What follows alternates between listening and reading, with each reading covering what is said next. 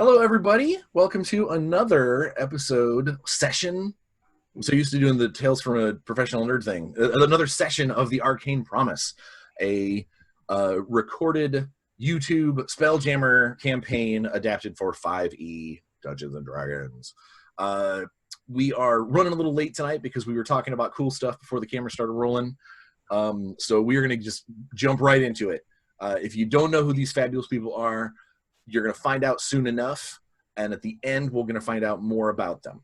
So, when last we met, you guys had shacked up into the top floor of the inn after paying a local vagrant to lock the door behind you, and then you slept the morning/afternoon away. In all of the best way. We're slightly bothered, except for Typhon, because Typhon obviously doesn't require sleep. He just kind of stood by the door being creepy. With your new... I was in power saver mode. What's up? Where'd that come from? Came from Typhon. That was Jake. Okay. I wasn't sure what happened. Oh, did Jake freeze? Oh, there he is. Okay. With your newfound friend and confidant.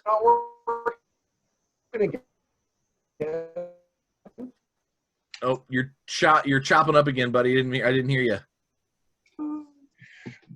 His batteries are low. Typhon's batteries are low. He took a nap. Somebody woke him up. But your new friend and confidant, the Loxodon Bard Pontelius Cartanulia the Fourth. After you guys had rescued him and discovered that the Drakon who told you that you guys were best friends and that you were saving him on his behalf, who you believed to be the cartographer that your Arcane connection told you about, is quite possibly, and at this point probably, being controlled by some horrible thing that I believe you guys called a sausage spider? Yeah, spider with the spider. Yeah. That Manon remembered another local colloquialism for it called a mind spider, which made more sense knowing that Hastrix was controlled to believe that Pontelius and he had a long-standing relationship that went back many moons, and Pontelius was like, no, we shared one drink once, and he was a nice guy. and that was the extent of it. Been there before. Well, it's because you're so likable, Ben. You have one drink with Ben, and you automatically are best friends. On the way back to town, you guys had noticed the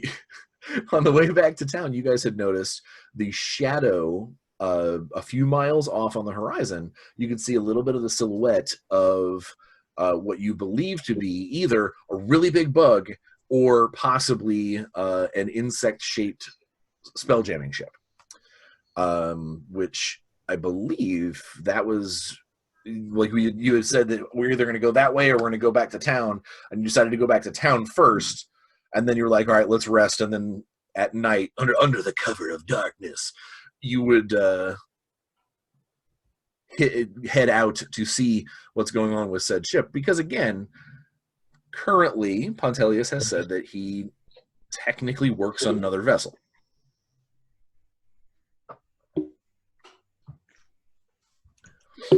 Yes. I think we also wanted to get some minor supplies as well. Shouldn't be too difficult, depending on what you're trying to pick up. The town now it's nighttime, so you're gonna have that'll be a little more of an issue to try and buy something. But you could probably flag somebody down at a shop, like knock on the door until somebody wakes up, that kind of thing. You probably have to pay extra, but What would you guys care to do? Pontelius eventually gets up, feeling like he hasn't slept in days. I will do a quick investigation of him to make sure that he doesn't have any wounds or anything. And as I'm doing so, I'll remind him of, I'm just looking to make sure that none of the other characters did anything to you during your sleep. I already checked myself. I didn't find anything this time, but you never know with these guys. I forgot what he said before we went to bed. The people who, if you haven't seen the last episode, immediately before bed, Lassiter filled Pontelius's head with lies. Extravagant and ridiculous, but funny. Basically tried to, I don't know, just keep him on his toes, keep him from getting too complacent. Or I'm just having fun. Or he's just poking fun at the giant elephant man. I do want to make a reminder to you, though, that because of that magic ring I have, nobody can discern if I am telling a truth or a lie. That's one of the major things of that. There's not even a save for it. They can't. It's not. They can't use mind. They can't assess your mind. They can still figure it out by your patterns of speech. Hold on. Basically, they can't use detect thoughts on you and go, haha, he's telling the truth or lies. But you can't look at someone and go, the sky is blue, and they go, but it is not blue. There's still the matter of. Yeah, I mean, there's obvious things, but it says, while wearing this ring, you are immune to magic that allows others to read your thoughts, determine whether you are lying, know your alignment, or know your creature type. So I could even tell them I'm not even human. Yeah, again, all of that being based off of magic. Yeah. Right. Not based off He of, can like, look at you. The power of his eyes say you're a human. You can't just straight up be like, I'm actually an elf, and because you have the ring, he goes, you're an elf. I was polymorphed by the lady. Well, and if that be the case, then you go to deception checks. But yeah, no amount of magic can discern those things. No. Very well. Very, very well. But yes, you remind Pontelius, and he's happy to let you give him some look-see, and lifts up the back of his little brocade. Check out, make sure there's nothing on my back. And I mean, obviously nothing's really wrong with him. He just slept. But you can go ahead and make an investigation roll to see if you can pick up any interesting information about your friend while you're going over his person. That sounds perfect. 24. That's actually really good.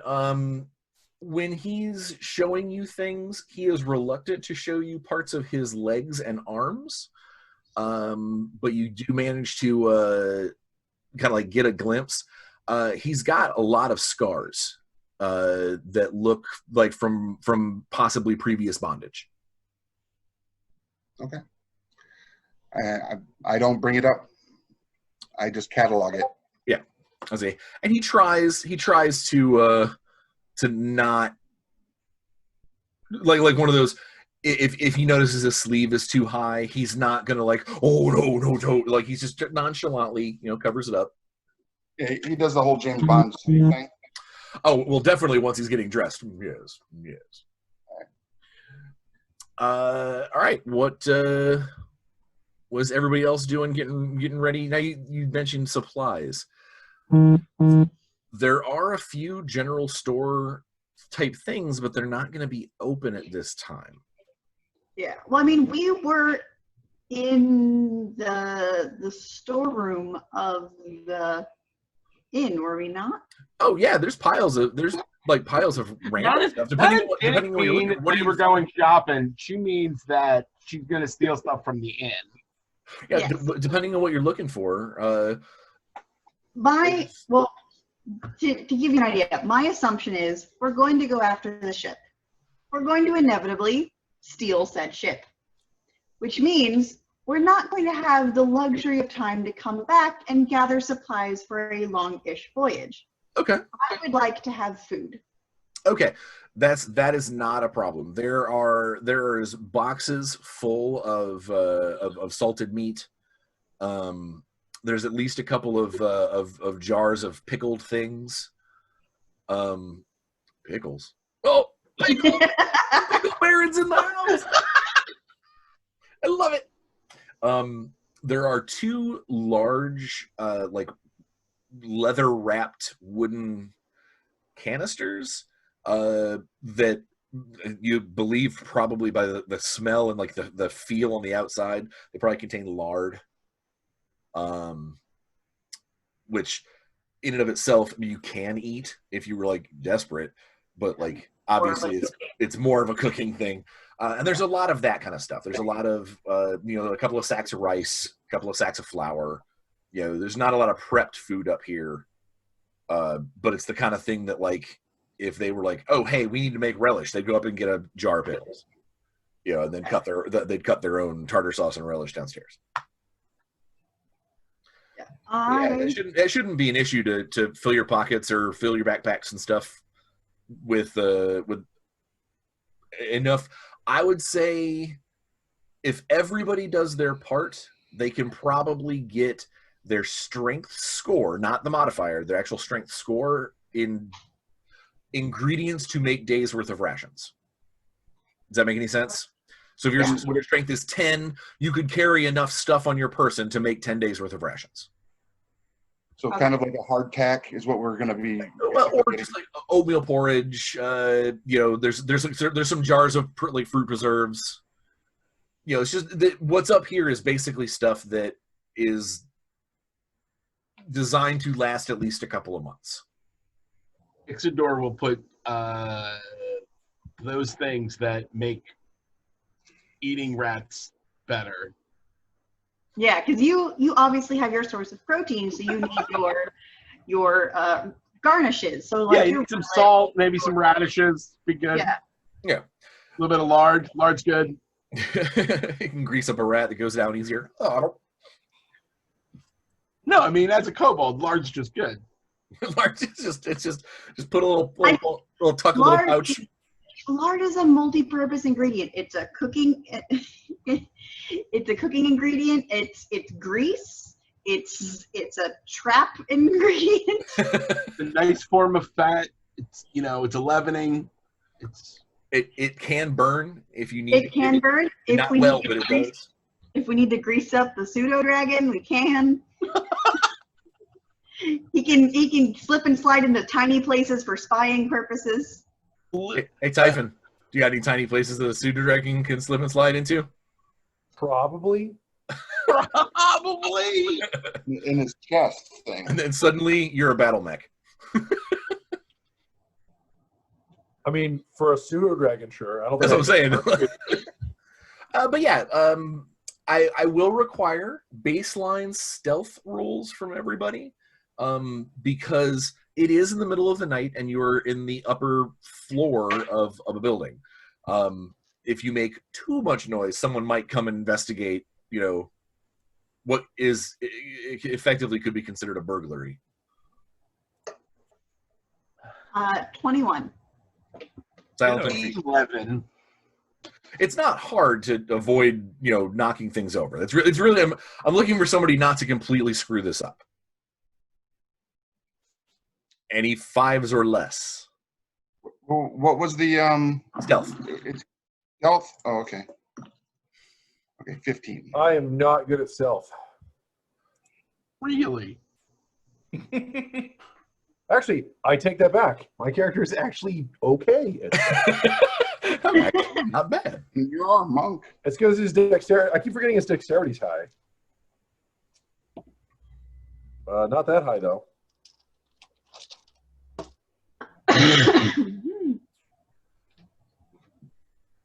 What was our final? What was your their total there, Typhon? I got an 8. Oh, all right. Grazik? 21. Oh yeah, all right. Yeah, so basically you guys start moving stuff around and it's nobody drops any crates or anything or falls down in a bag of flour or anything comically loud. You will note Pontelius does not get any food. He actually is sort of like watching you guys grab everything, and at one point will like lean over to Lassiter and be like, I do have magic that can. I have the ability to create meals. Basically, tell him like, I haven't seen it. I haven't seen you do this. So, But I'm just saying, I you're give not him- particularly delectable, but the ability is there. I give him that look of like, I think you're lying. Well, a muffin. I do prestidigitation too, a muffin. And it's the same muffin he had. What? He eats his muffin. If we're in the storeroom, so they have food. I'm assuming this is also where they store the spices. Can I refill my spice pack? Yeah, I think so. I mean, this one's going to be a lot of real basic stuff. That's fine. Yeah. Okay, nothing like the fancy things you guys had down at the bazaar. Like this is your salt and pepper and cinnamon. Yeah. All the rest of the fresh herbs they would probably buy at the bazaar and just keep down in the kitchen. But yeah, after it'll probably take you guys about a half an hour or so to load up and get everything ready. You guys are ready to rock and roll, depending on which direction you wish to rock and or roll. We have plenty of pickles, right? That's not an issue. We're good to go. There are a couple of jars here. Depends on what you mean by, Pickles is enough. pickling is a technique. What do you want? Well, I'm talking about if we had the pickle baron, can't he send out a network of his people to, They're free range entrepreneurs. They don't Oh, okay. do business. It's not a charity.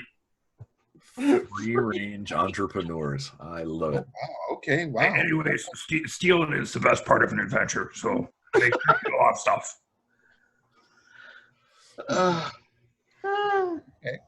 Okay. So Check marking the I like Grazik more, but I don't let Pontilius know. oh, no problem. You're ready to go. Which direction would you like to head? Someone has to take the lock off the hinge, which again takes 2 seconds. It's not a matter of like picking a lock. You had the key. Yeah, like it's not like they locked us in. It's just, oh yeah, wait. It's real quiet downstairs. Not a lot going on at the old tavern in the middle of the night. Oh.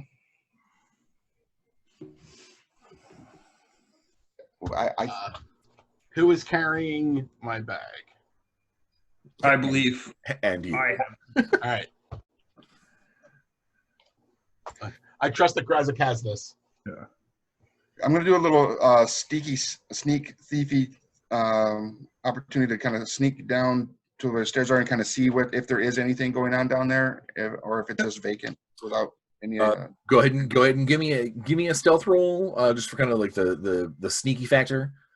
15 plus 5, 20. Oh yeah, okay, yeah. So you come down the stairs, you miss all of the creaky points, and you kind of the stairs lead to the outside door, but you can also stop in the little foyer and like look around into the tavern proper. Okay. And you kind of do that investigate. There's 2 guys sleeping at tables, head down, like they are crashed out sleeping at tables. Sleeping or sleeping off? Hard to tell from this direction, but if they were like legitimately sleeping, it would make more sense for them to lay down on the bench. So they're probably just like, they passed out there and the tavern keeper was like, okay, well, when you wake up, I'm going to put you to work.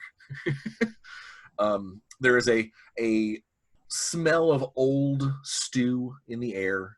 It's not like that was what they must have had for dinner earlier tonight. It still lingers. The hearth fire is all but embers. There's a couple of little licks of flame in it, but it's basically done. They had stoked it out. Other than that, it's dark and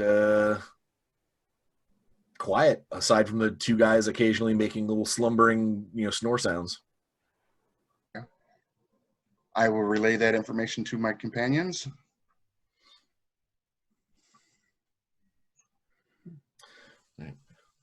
Pontelius tiptoes. Oh, he's so bad at this. Elephant tiptoes out down the stairs, and every other stair is.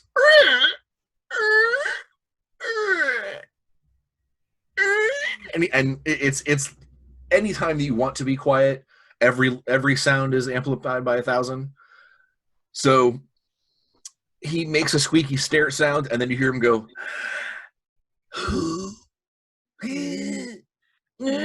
He's trying, but obviously the guys don't wake up, and he doesn't even stop to look around. He just goes right out into the street.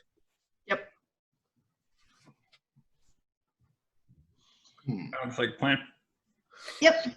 I would have been following behind him, like pushing him as fast through the process as possible. No worries. Typhon, you're really the only other one that weighs a considerable amount to make those stairs, because the stairs are actually really well made. He's just an elephant. Do you care about the sound that you're making coming down the stairs, or are you just basically walking down the stairs? I mean, if I see everyone else trying to be quiet, I'll try to be quiet. Okay, then go ahead and give me a stealth roll. Nobody else is heavy enough that has to worry about the stairs creaking. Pretty big. Not today. Oh no! Thump, thump, thump, thump, thump, thump. All right, I will give the two drunk dudes a chance. Their passive perception allows them to kind of go, huh? Neither of them. If they heard something, they heard it and was like, and just went back to sleep. They're like, nope. I don't care what that sound really is.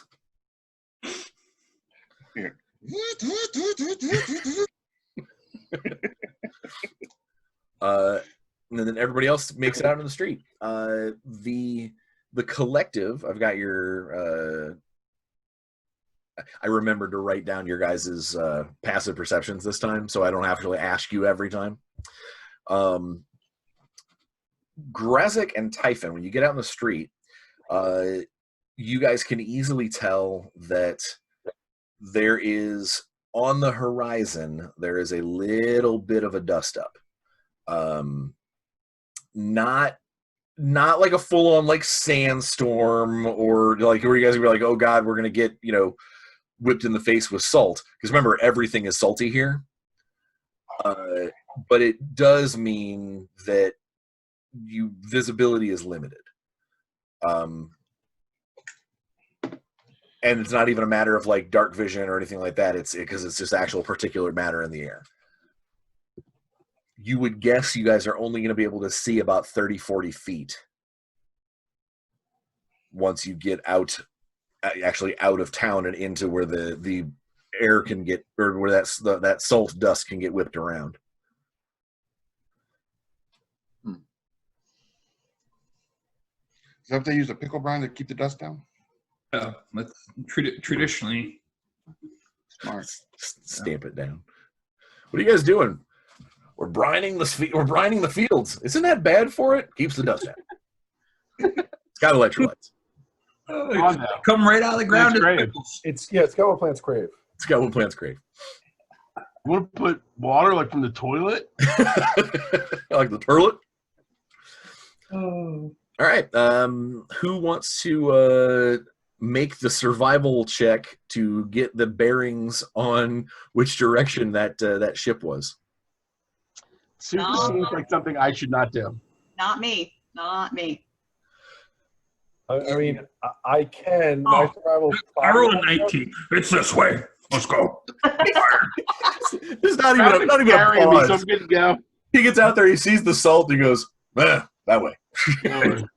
It's salty over there, so keep your mouths open. I'll have to eat another meal. He's like, salt is an important mineral. Grazik, this adventure is going to begin his health journal. So His health journal. God, no.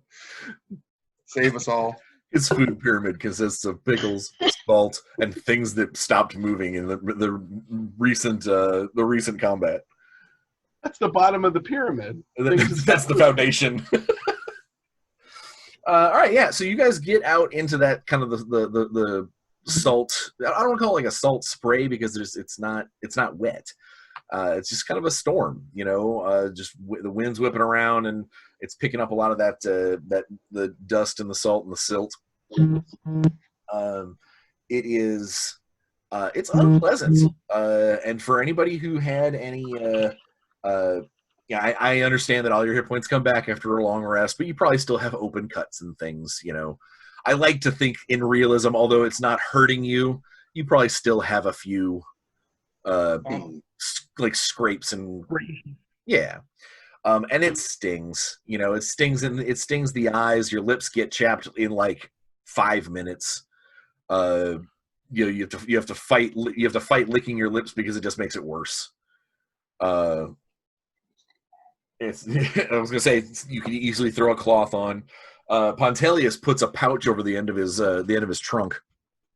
I make the probably poor decision to put that random cloak on. Ooh. I forgot I had that. I gotta remind myself what it is. Brian forgot you had that. No, I didn't forget what it was, or that she had it. I forgot what it was. What it is. Cool. You throw it on, and Cloak of the hobo. remember how I said it was almost the cloak of the. Immediately, you're just like, and I'm homeless. What a great cursed item. And just, your finances go to shit. You're living on the street. Your gold, all of your money just flies out of your pouches. You're like, what is going on? And you Now you're instantly smell like trash and urine. That's an advantage on stealth rolls in the city. However, but yeah, when you remember how it was kind of like almost like tacky to the touch. Yeah. Where it was like it kind of clung almost like saran wrap to you in places. Well, you put it on, and like the inside of the cloak doesn't feel that way. Like once you get it, like when you were handling it, you're like, oh my god, it's like a fruit roll up. But then like when you put it on, like over your shoulders, it actually just feels like almost like thin, almost like a nightgown. It is surprisingly warm for being as thin as it is. And It's one of those aluminum blankets they give you. One of the dark elf cloaks. But one of the things that you do notice is that although the outside still has that kind of like tacky feel to it, nothing's actually sticking to it. That's important. Yeah, like you're not like picking up piles of dust. Like you turn around and go, dear God, like it just has that weird feel to it. And after an hour, I'll tell you something else. As it slowly It does, Right as I slowly die. the cloak does not have a She hood. turns into Carl from Aqua Teens. She's like on the ceiling next to the light.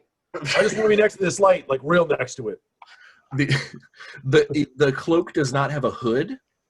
It does have a high collar that can kind of snap. Ooh. Ooh, definitely like snapping it against the salty wind. Yeah, so you can kind of like snap it against your face, and you find that you can breathe perfectly through it. You hear that? You can breathe perfectly through masks. I like that.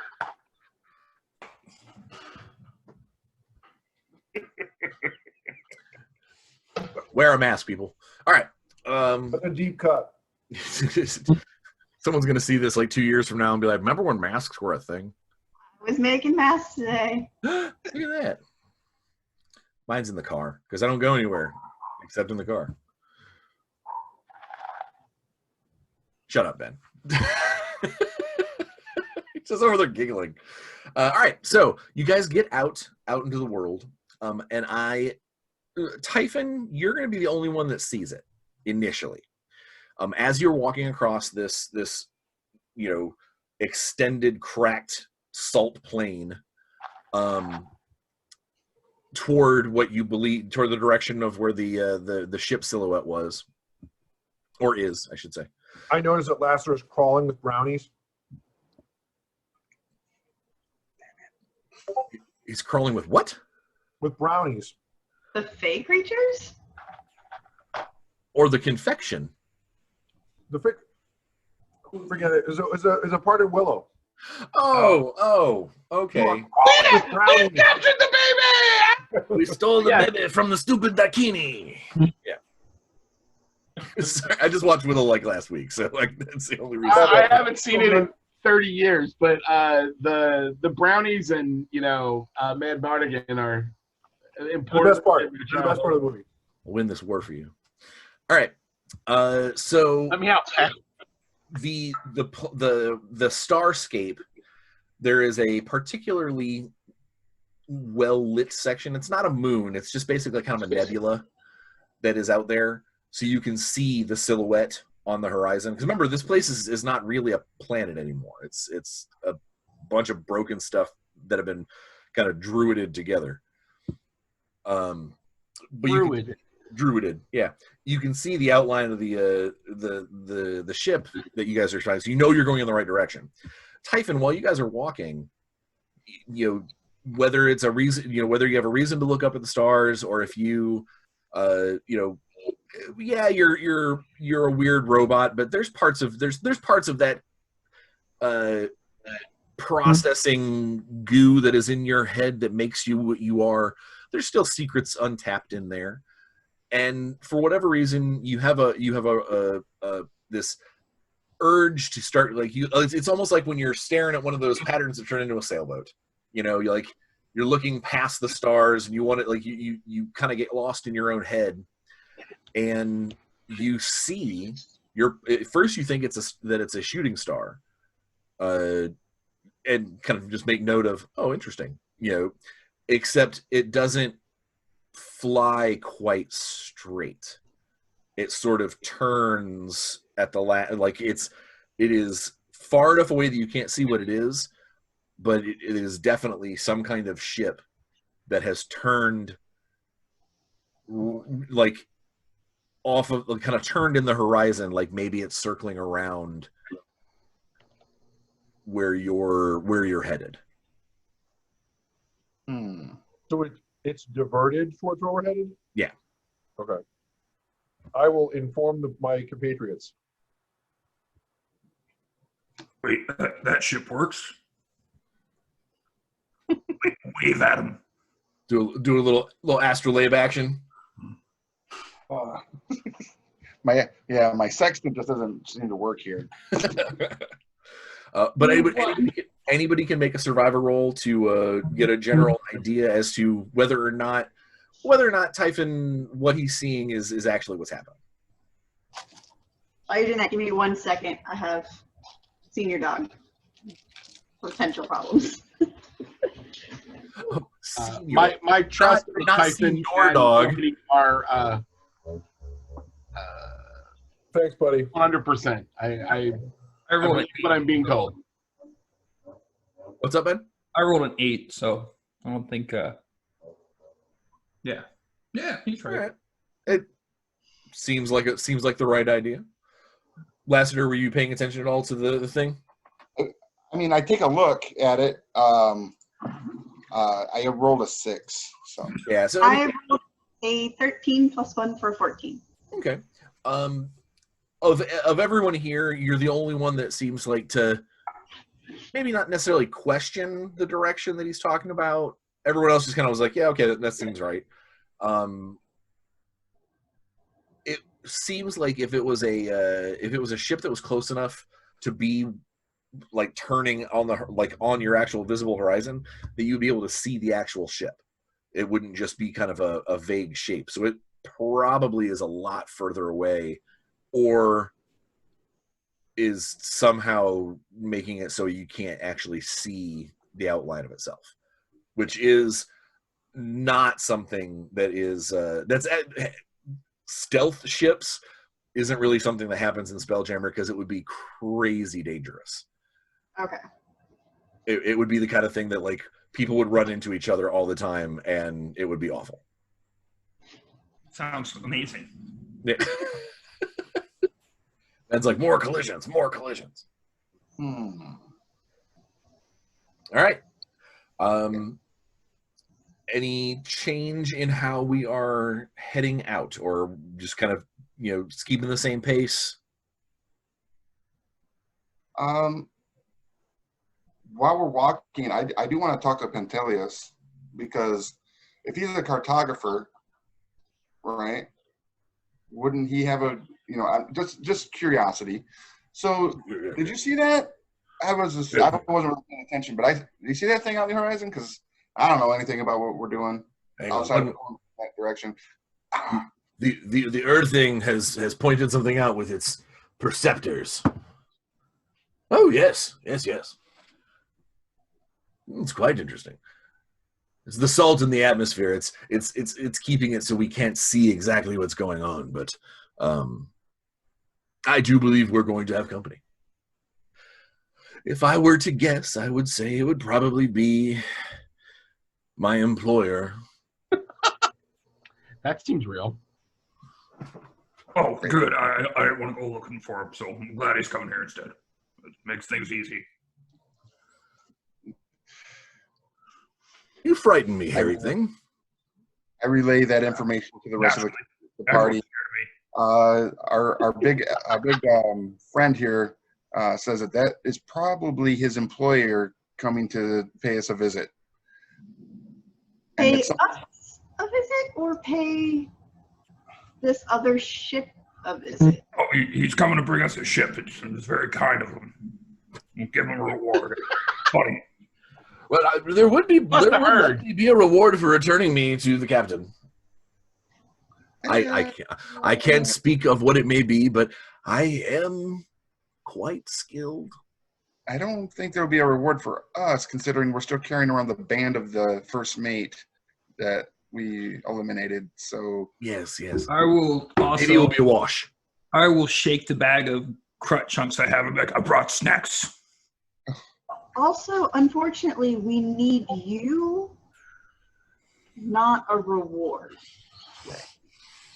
Well, I'm flattered. We could probably find another flop-eared thing with a tentacle in its face. Not out of the question. But if we get money, anything's possible. I mean, yes, theoretically, we could find another, not on this planetoid. But I think, unfortunately, the available Loxodon cartographer overlap is quite small. Yeah, that's what I said. I mean, where my people are, there are many of us that would understand such things. We are a scholarly people.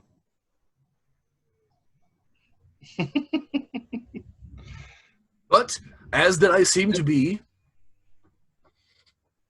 the only one here, I am a commodity. Never before have I felt such warmth and affection.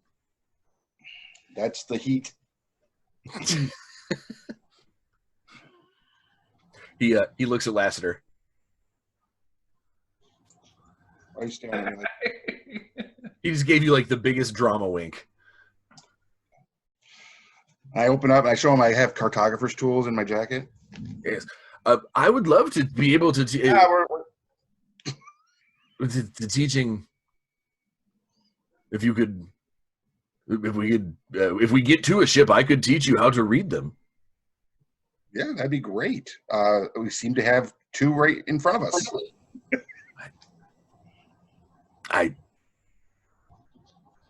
Let's carry forward. Yes. Yeah. Let's. Now, little scaly one. I will intentionally move Ixidor away from him. No, but I need him for a moment. You gotta don't let him talk to you. It's weird. He talks too much. Don't let him talk to you. It's weird. It's weird what he does. It's that talking thing. Now, little scaly one. Wait. I need to speak with your backpack. I need to speak with your His backpack. I just carry it. It's a respect thing. It's hard for you to understand, but I do not understand how you could respect a backpack, but it's a noble backpack, honorable backpack, full of good things. Well, if that's the case, backpack. Ixidor, rat me. Your backpack feeds you. That's interesting. Now, Ixidor was a tiny little hand comes over with like a live rat, like over the shoulder. Ixidor. Yes.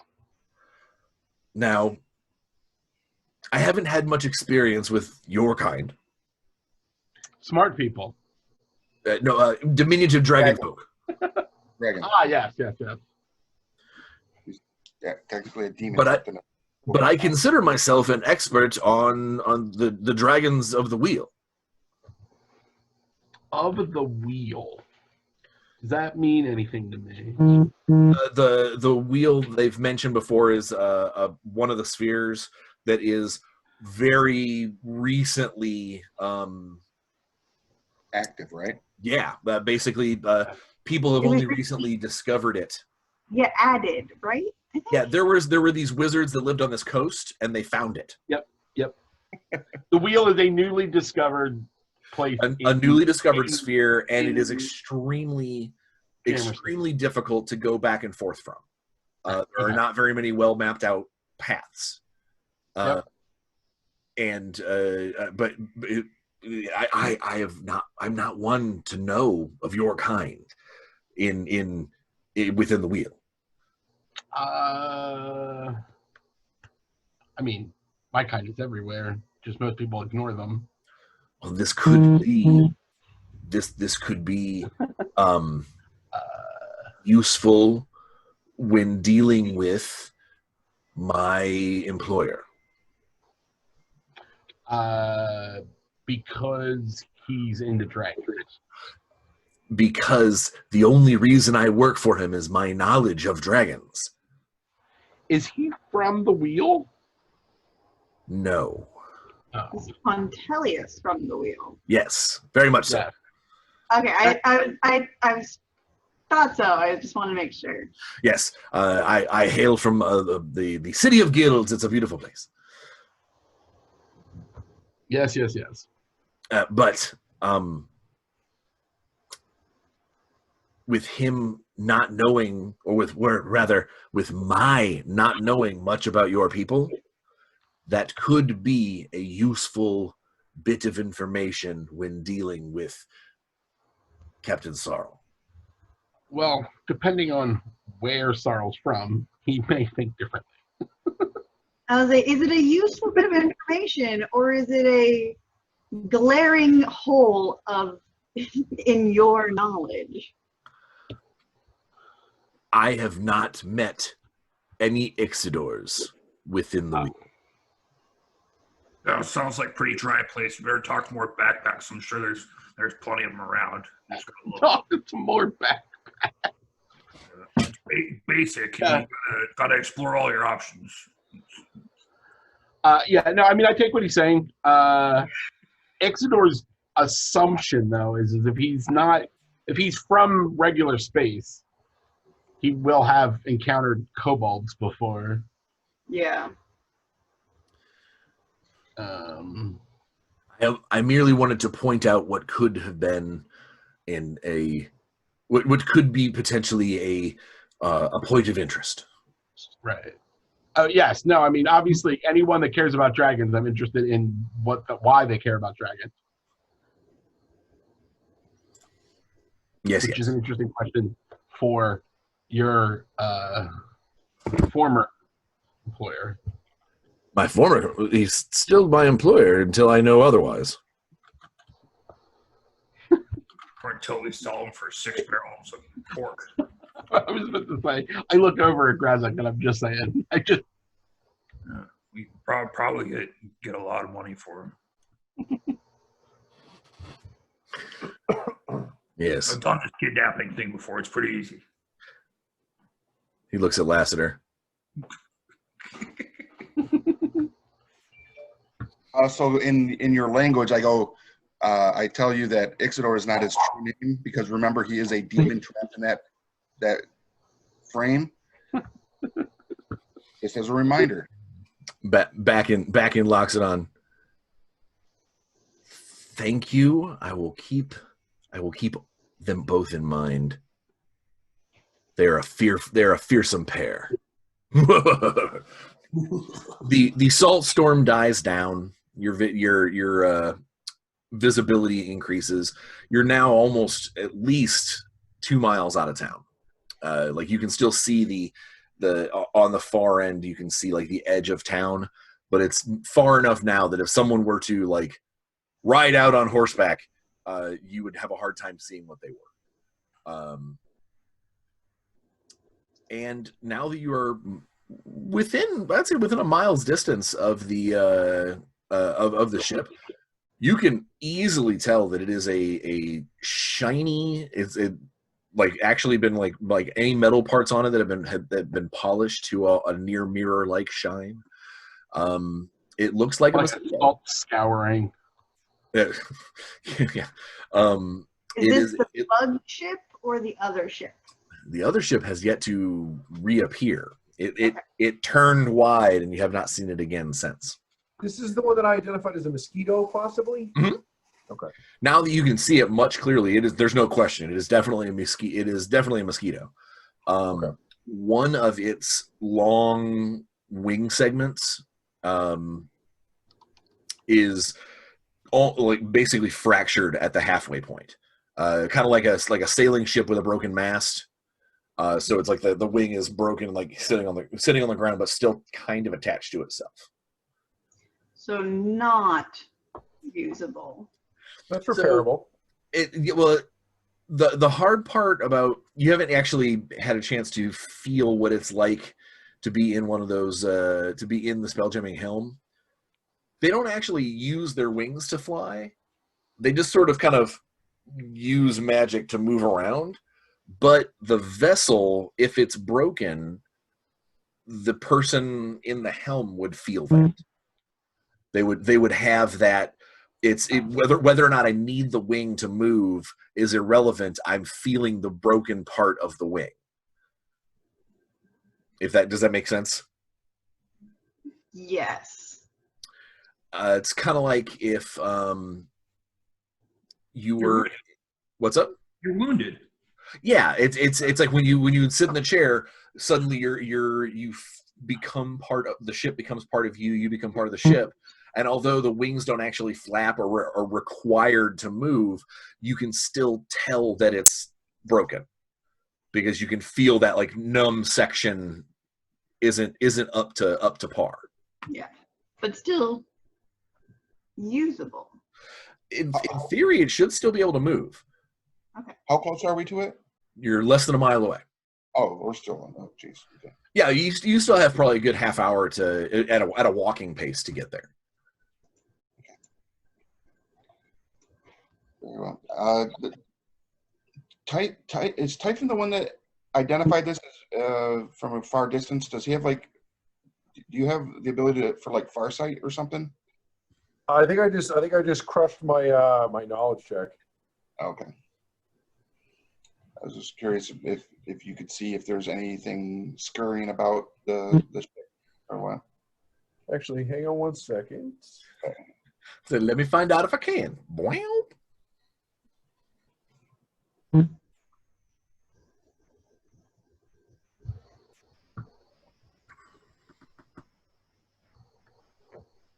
Did we lose you, Jakey? No, I was just checking my inventory. I thought I got just in his brain. That's his thinking face. I thought I bought a spyglass, but I guess I didn't. Ah, okay. Telescope?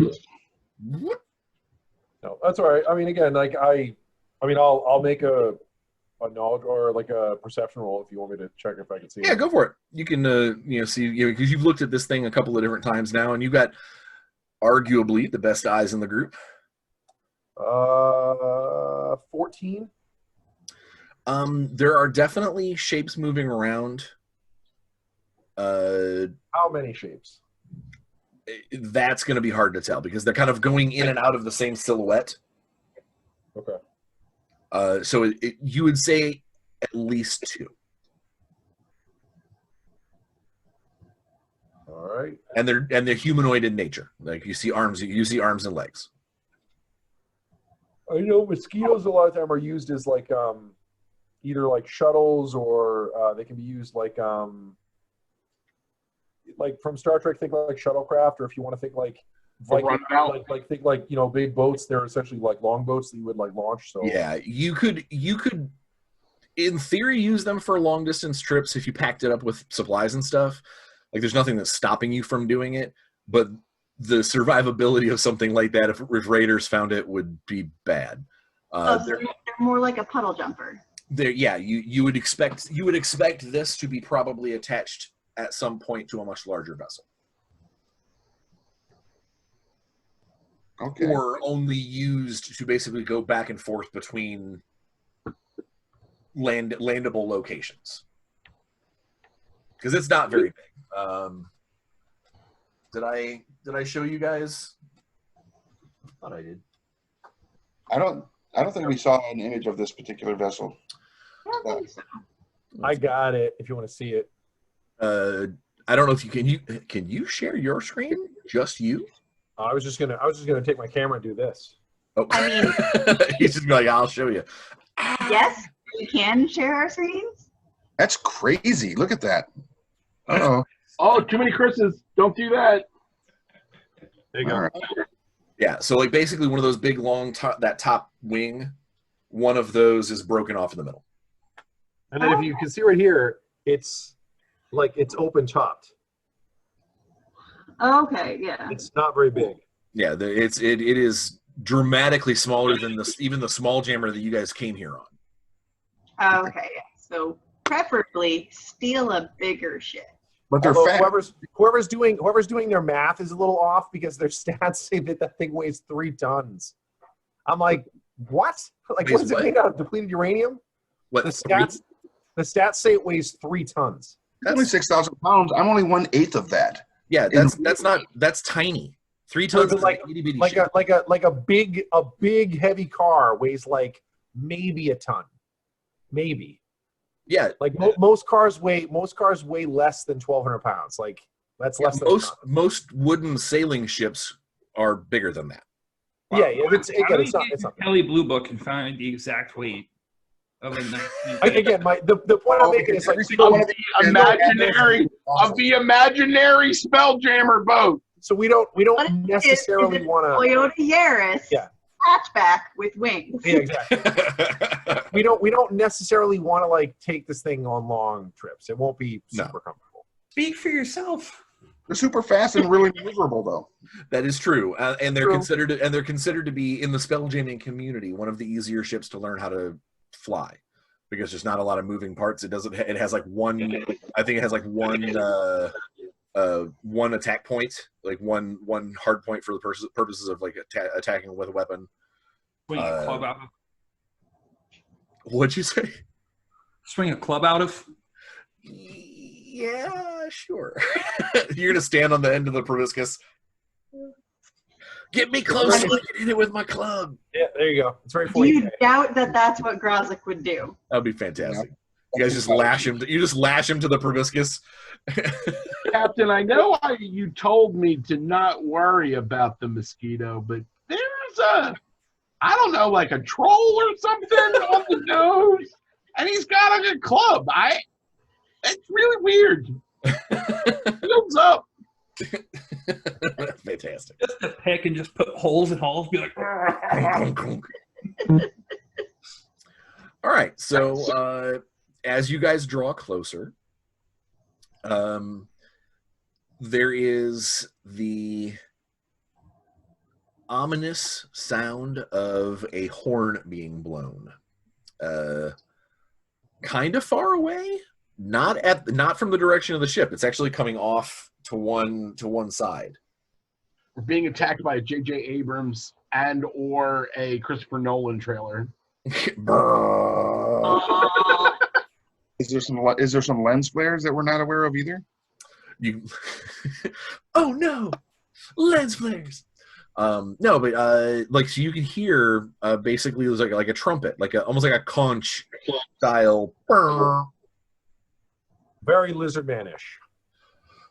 Very lizard manish. Okay.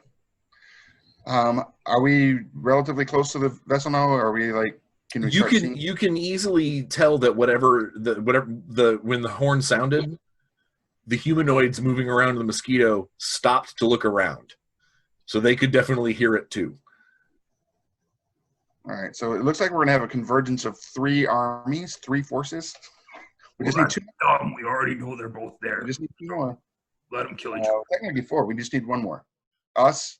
If If I were to take a guess, we haven't seen our good friends the Gith from the first night at the tavern, so this might be the Gith that are on this vessel. Those 2 little gents. That's my educated guess.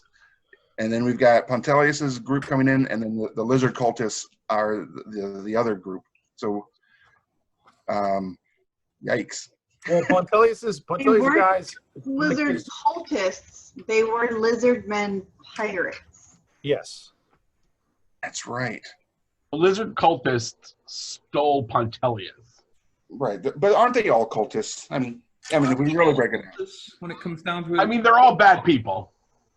where you are right now, you could choose to move towards the sound of the horn, which is past, like, off into some kind of, like, almost like rocky hills. Or you could continue forward towards the mosquito. Or you could, in theory, just kind of, like, find a place to hide and see what happens. That's up to you. Oh, Pontelius definitely. When the horn sounds, he's like, "Oh, that is absolutely that is some of the crew from the Hull Nasher. I know that sound." Great. I want to hide and watch, but I want to make sure that Pontelius sits down and shuts up. Yeah, we probably gotta cover Dum Dum with mud or something, so maybe his mouth too, so he's not loud. Absolutely his mouth. If we circle around while they attack each other, we just go pick the bones afterwards. Or if somebody's winning, we help them out. They think we're their friends. We take both these ships. I get to be a captain. It's a good idea. Pontelius gets gets much closer to Lassiter.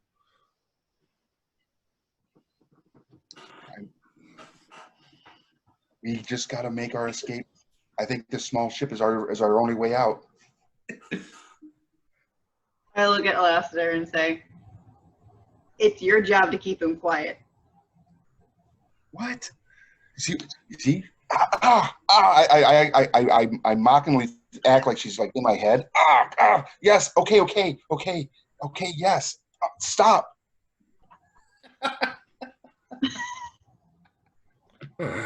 You got to be quiet, Pontelius. You got to be quiet. Mum's the word. All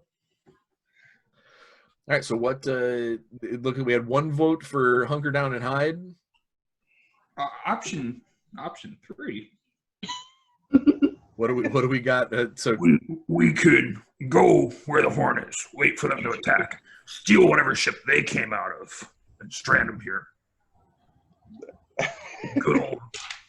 That's solid. Kidnapping. So let me get this straight. I You're like waiting that. for a few minutes, and then heading towards where the horn came from, because in theory they will have abandoned that spot to come deal with this. Right, or there'll just be a couple guys there. Okay, all right. Not actually a bad plan. All right, I get No, it. I mean, so Well, that is the Grazik initiative that we've been writing up. is part of the the- assumption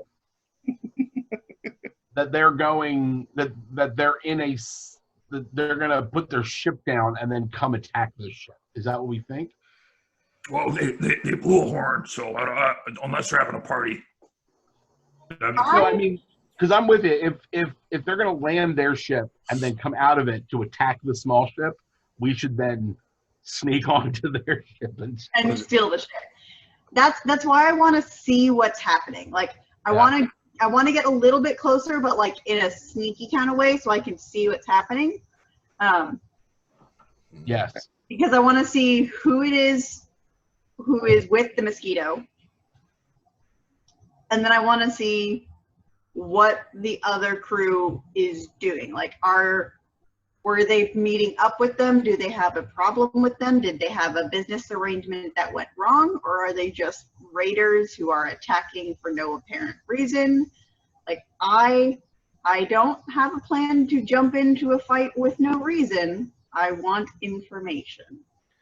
Oh, yes. Again, if I were to guess, I bet you the other vessel has some sort of long-range identification and see it as a derelict, easy target, and are doing just that, coming in to take whatever they can from it, because that's what they do, right? So, but Pontelli's, having been from that other ship, might actually know what this tactic is all about. We all look at him. No, you can talk now. If you have information on their tactics, we need to know that information, but quietly. The horn being sounded is basically calling the crew back to the vessel. From where? Away from the vessel. To do what? One would assume to leave. To leave. Well, the Hull Nasher is too big to land here. It can't. That's definitely a landing craft. Is that a part of your old ship? Is this small little vessel a part of the old ship, your ship too? This one? The Mosquito, is it a surveillance ship for your ship? No, definitely not. Okay. All of the vessels that Captain Sorrel has were either human-made or dwarven stolen.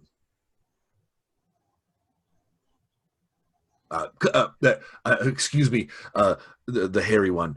I'll smack him right there. Dwarven games.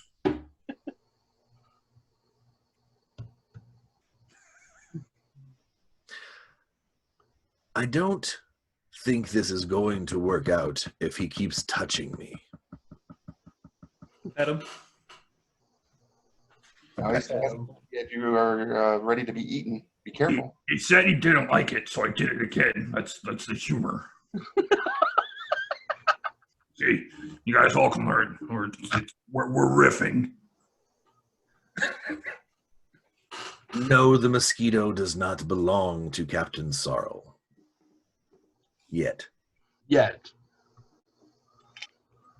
you think Captain Sorrel will come for the Mosquito? Doubtful. There's not much room on the Hull Nasher for more than one lander. He said there is or there isn't. There's not much more room for them. Basically, one smaller ship can fit with this one. Right. So very simply, are they blaring the horn because they're coming? Are they blaring the horn because they're leaving? One blast should mean we've landed. Come home.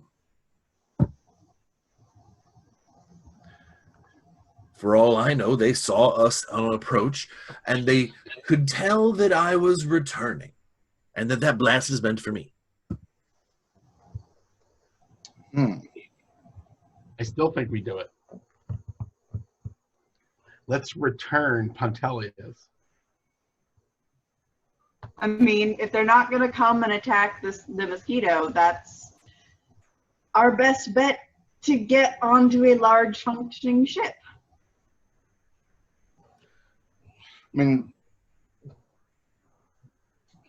we could take the Mosquito. There's only 2 potential people there. If they are calling him back, we could go to the Mosquito. You should be able to fly it, I think, or whoever here has, even Ixidor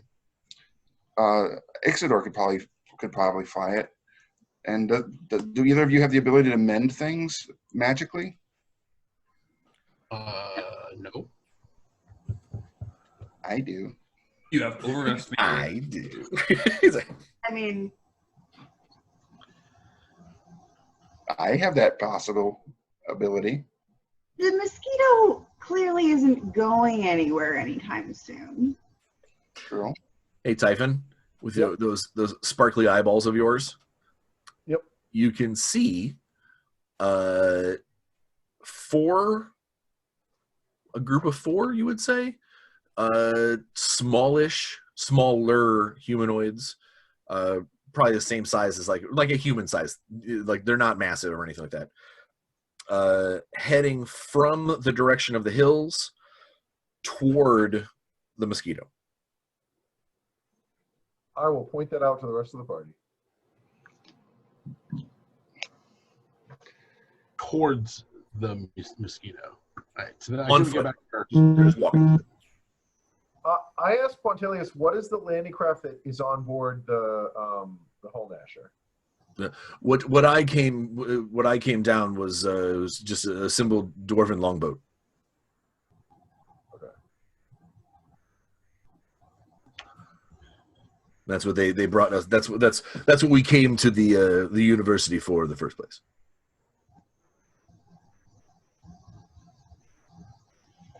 All right, so decision time, troops. What are we going to do? Kind of think what Manono's saying now makes sense, because if they're four coming from the direction of where the horn was, Is it the same direction? Roughly. Okay. let's do that.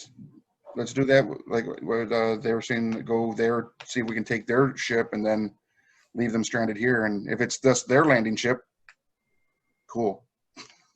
We have 2 landing potential ships. And then steal the bigger ship. All right. So I think we should head that way then. That makes the most sense.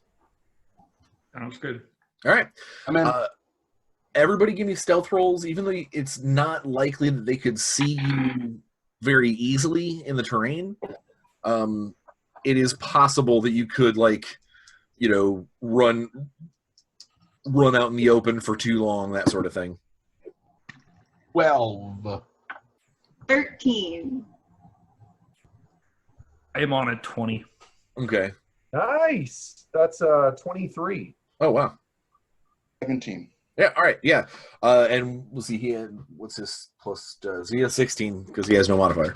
So, so you guys easily kind of go through the rubble and whatnot towards the where the hills kind of crest a little bit, so you can look down into it's not much of a valley. It's more like a slightly lower spot than where you are currently standing. Like a factor of maybe 30-40 feet. It is not like a deep ravine or anything of the sort. A nice sledding hill if if it were snow. Down in the valley there is, I call it a valley.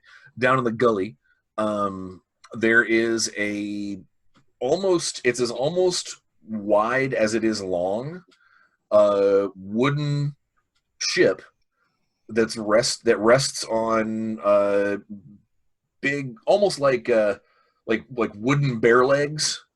Like it's got like 4 legs, and the mast is this like big snarly bear head. It's like a if a bear was a longboat. Ooh. Nice. So it's barely a longboat. Zing!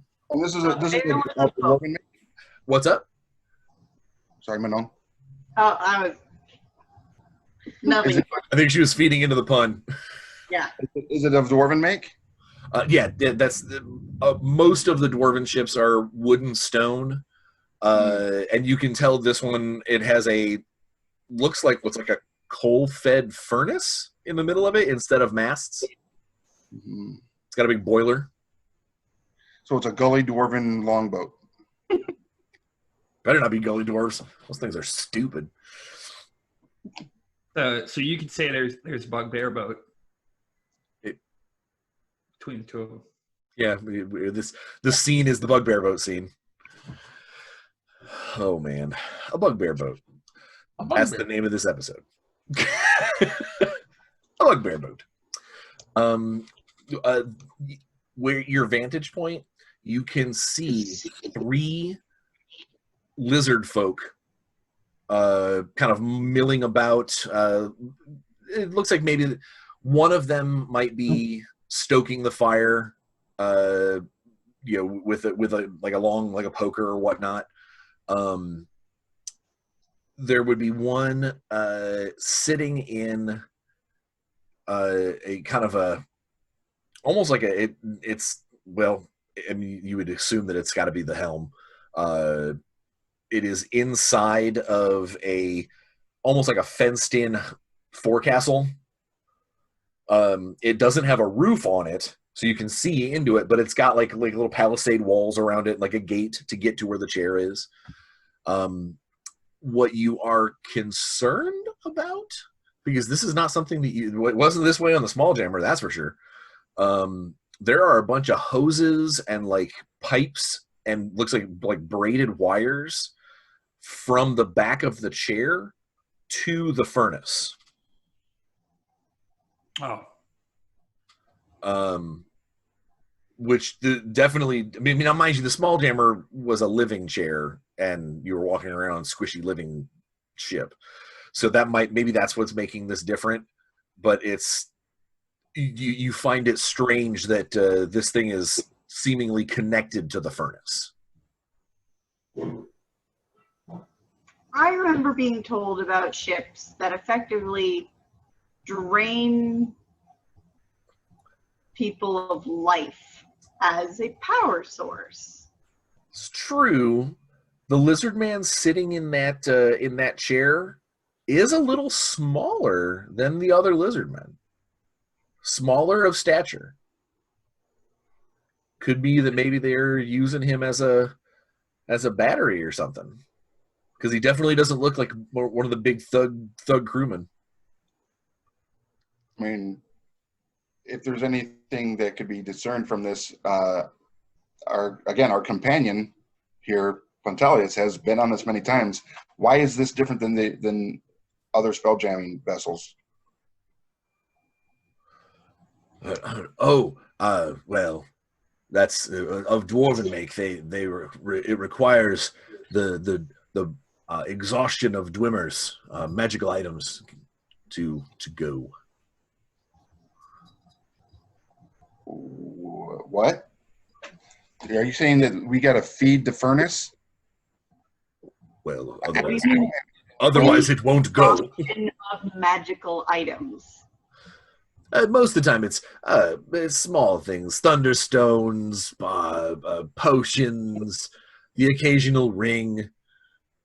Perhaps your friend. Oh, it'll probably go forever. Are Luxodons magic? No, we are not magical. That's unfortunate. Inherently. I mean, your isn't. You are. If it got here, they would not. They would not run on empty. So there's obviously something. Either the furnace is still going, and will obviously be able to go wherever you need it to go initially, or perhaps they have something in the coffers box there to help in case they needed it. Captain Sara would not send a vessel on fumes, not for someone as important as me.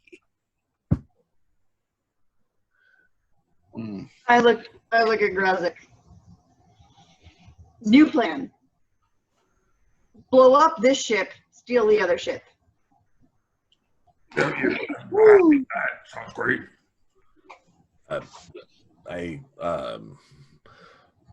That would be making an enemy of a very, very powerful man, Lizard. Yeah. And his crew.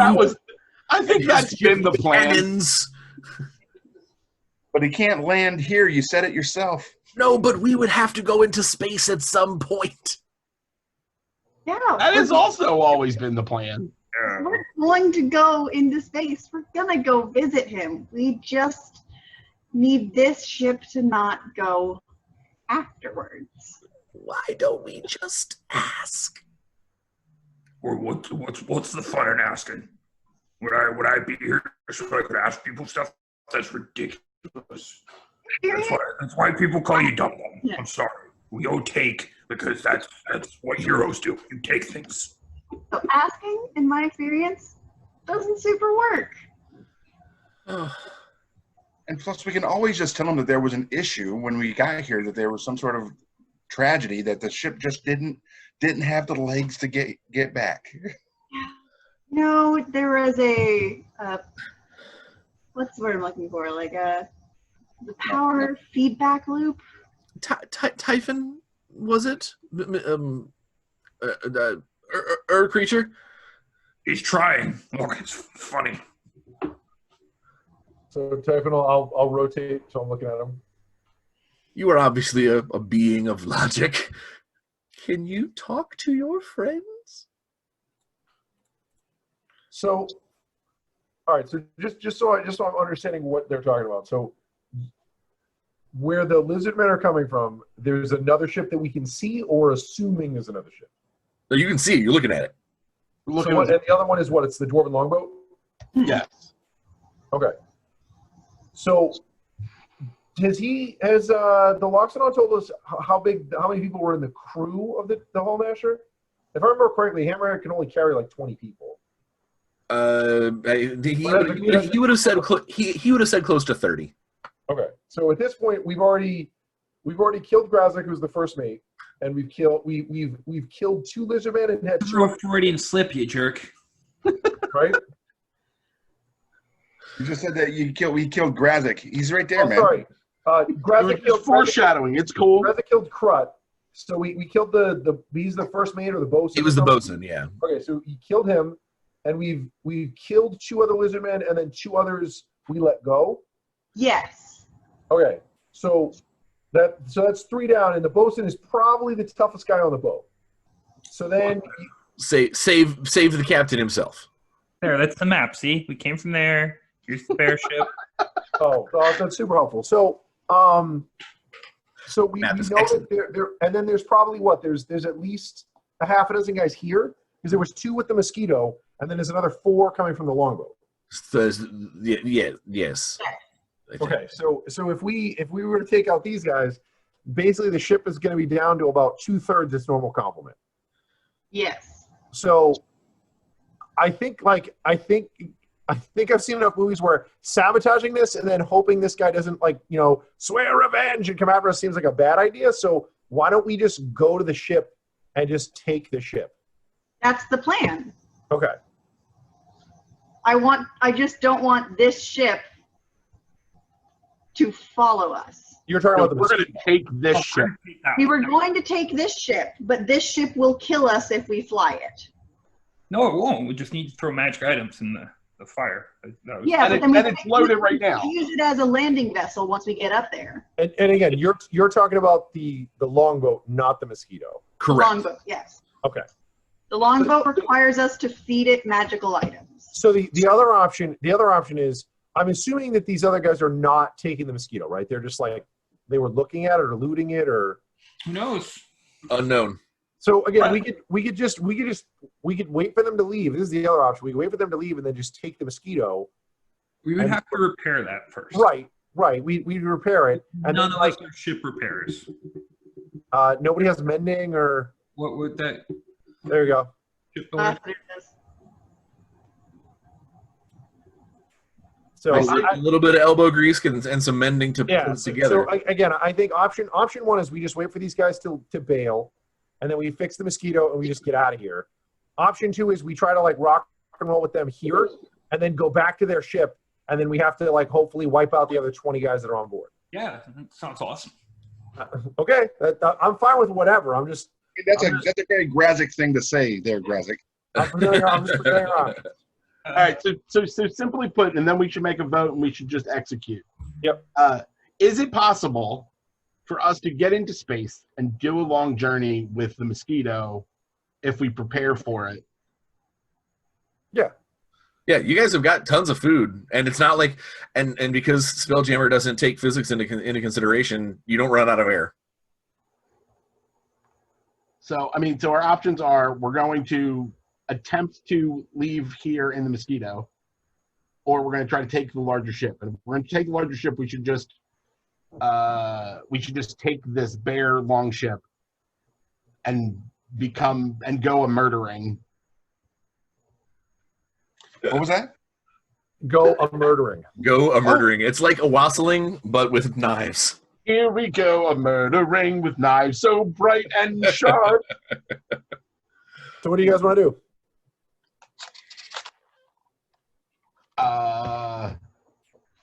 That's a question. That is the vote. I vote mosquito, but I'm good with a murdering. In character and out of character, Grazek will go along with whatever plan people think is the best. All right, Rick.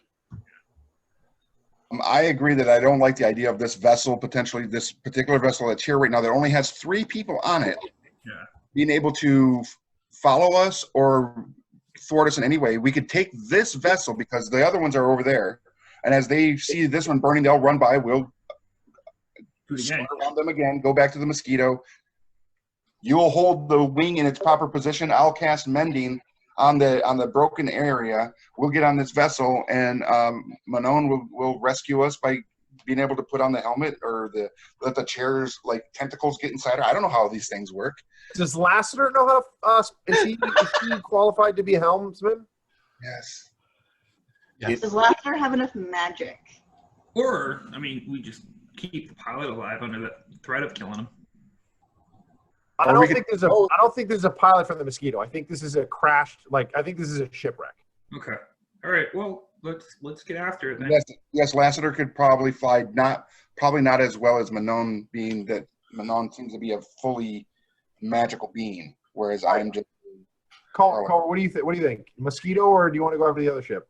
I don't want to fly the Dwarven ship, because I don't like the fact that it needs a constant supply of magic items, and if we run out of magic items, it will slowly kill our magic users. All right, so how about this? How about we blackjack the lizard men, and then we split. Somebody goes and lights the Dwarven ship on fire, and then we fix the mosquito, and then get out of here. Yeah. Okay.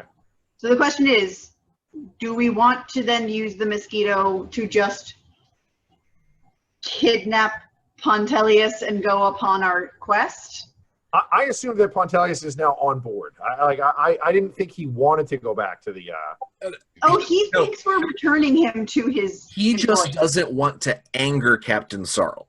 Right. He's fine with afraid. He's totally fine with leaving with us. He just doesn't ever want to see the captain again. Yeah, that's basically it's he's mentioned a couple times about the guy has flensed people on the ship. I don't want to go back to that if I don't have to. To paraphrase another game, the universe is a big place. He will not be missed. The odds of us running into this guy again are pretty slim.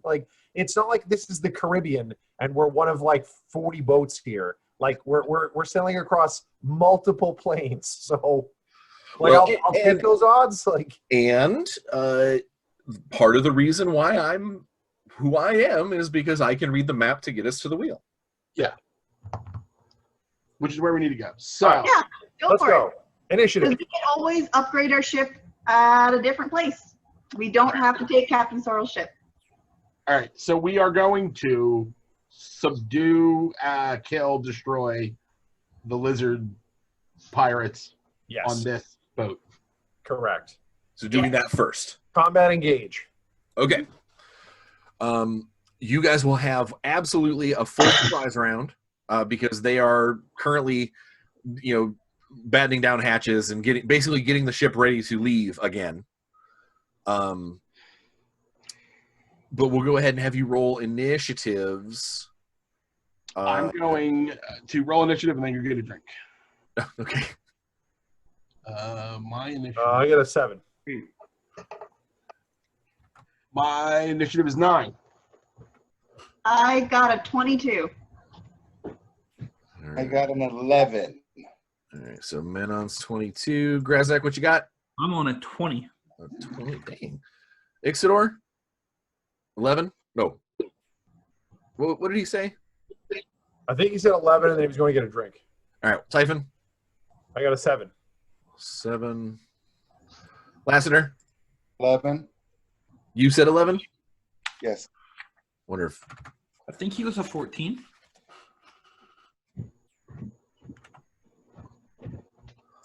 all right. Did you ask me what it was? I rolled a 9. So not a 14. Okay. And Pontelius has, holy crap.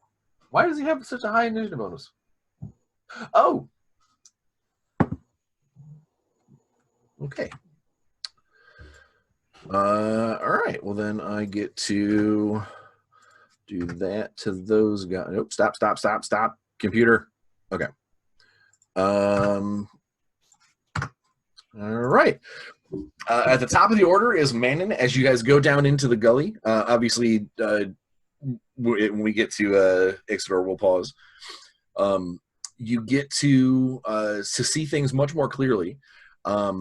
There is one of the lizard folk. So you've seen what the lizard folk commoners look like. Where they're smaller. They're not quite as sharp scaled. They're almost like skink like, they're more like smooth scales rather than big angry, sharp edges everywhere. The ones here, sharp edges everywhere. They've got the frills, the whole 9 yards. The one in the front is currently loading what looks like a big old double arbalest. It's like an over under, like 2-shot it shoots like small saplings effectively. It takes a good we want to minute get to them before they reload. load that. What? We want to get them before they load that. Well, it's loaded. He's basically like kind of making it. He's adjusting. He's not aiming at anything, but he's definitely there at the device. The other one is like basically lashing down boxes. He's just sort of making it ready to take off once again. And then the third lizard folk, who is smaller, more like one of the commoners, but his scales are all painted up. He's got like if they are regular skinks, he's a rainbow skink. He's sitting in the chair, and basically like you can tell he's like when he moves, the ship kind of adjusts. Like it's almost like he's kind of getting himself reacclimated to the vessel. And where you're at, your perception is not high enough to see it, so we're not going to worry about that. What would you like to do on your surprise round? Let's see here. Maximum destruction. I'm going to run in and start swinging, basically. I cast murder. I tell Yeah. Fontaine to watch what she does. Their minds are going to be melted. I'm not going to start with the mind melting. I'm going to start with Dragon's Breath. That's still Not going to melt works. their mind. I'm literally just going to melt their minds. Just going to melt them. I'm going to, let's see here. What type of damage do I want to choose? Let's choose acid damage. That sounds fun. All right. And so that is 3d6. 3d6, yeah. All right. You can get either the one that's manning the arbalest, or possibly the one in the chair and the one who's like lashing the boxes. Ooh, I'm gonna go for the one manning the arbalest. All right. So he has to make a save. Yeah. What is the save? The DC on that? It is a dex saving throw. They're not so great at this. What's the DC of it though? 13. He'll take half damage. Oh no.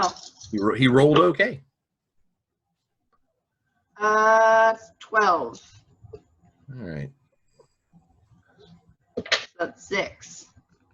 Ow! Splashes on his shoulder. He obviously, the surprise factor of what splashes across his shoulder. Smoke rises up.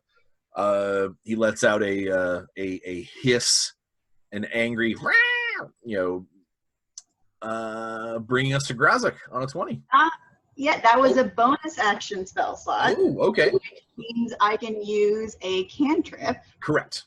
So I'm also going to use Mind Sliver, which is an int save. Same target? Same target. Ugh. He's not so good at this.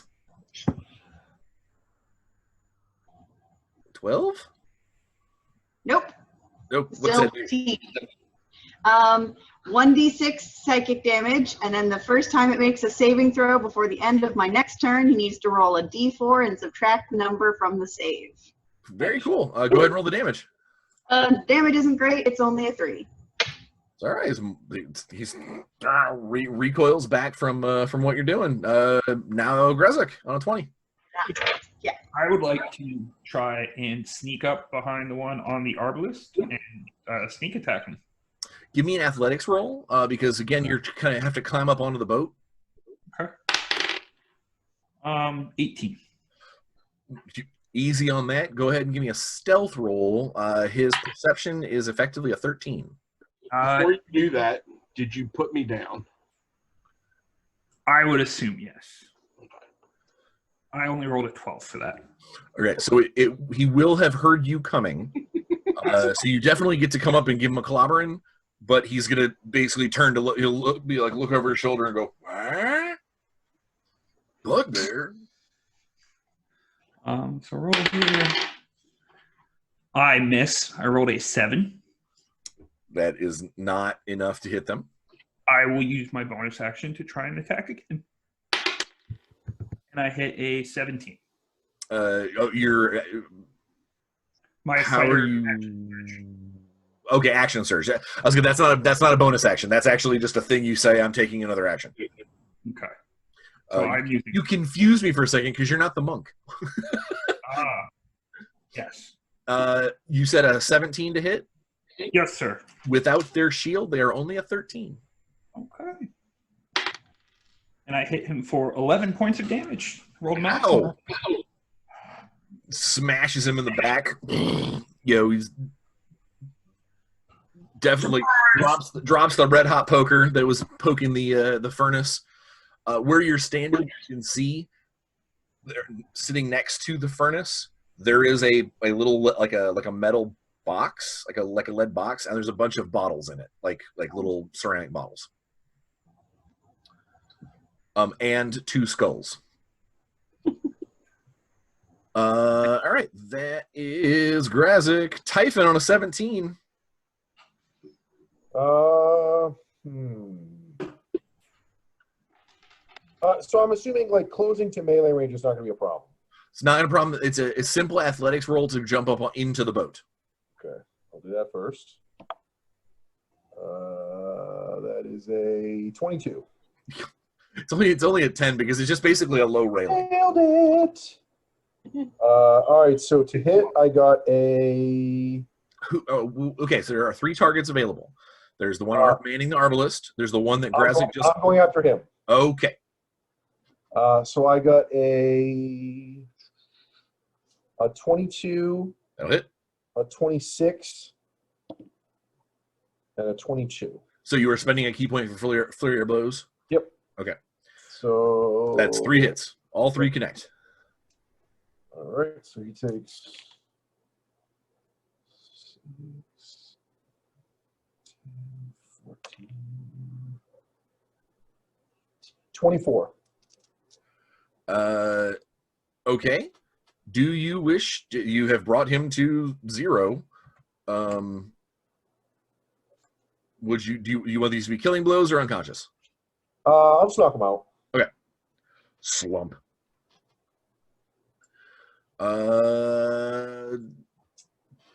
Pontelius will cast Armor of Agathis on himself. Sounds right. Lassiter on 11. Before I do anything, I look at Pantelis. I told you she was going to strike their minds. You saw that, right? And I cast Magic Missile. Two missiles hitting the one that Grazik hit first, and then the other one on the pilot. Okay. Roll your damage. All right. Two on the one that Grazik is beaten up is 4 and 3, so 7 points of damage on that one. He is still standing, but you put him down to his knees. Okay. And then the pilot is going to take 4 points of damage as well. All right.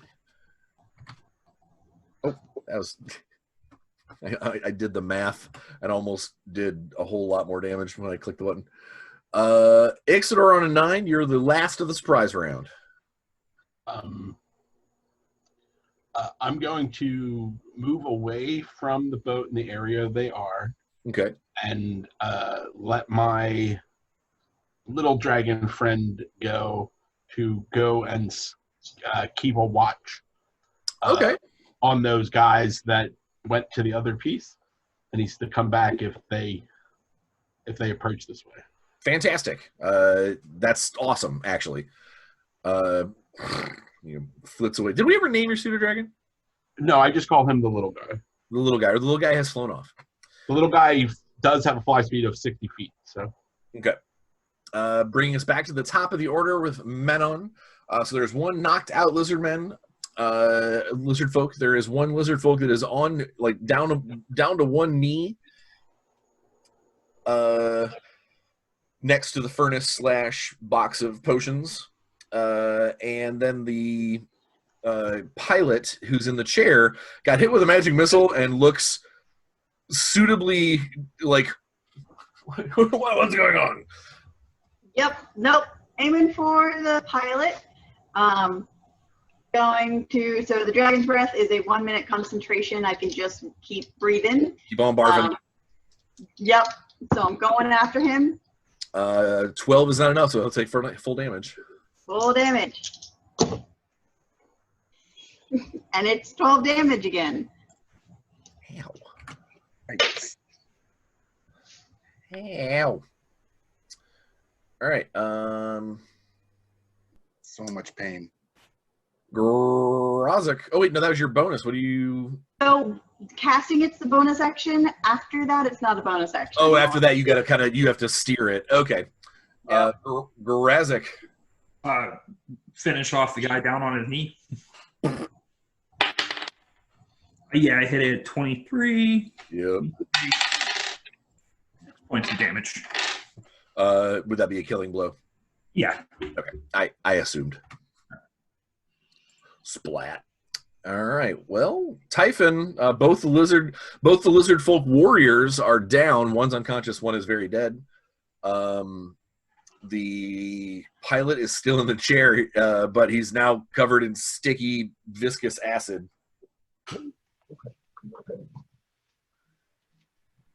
Somebody blew a deadly snot rocket at him.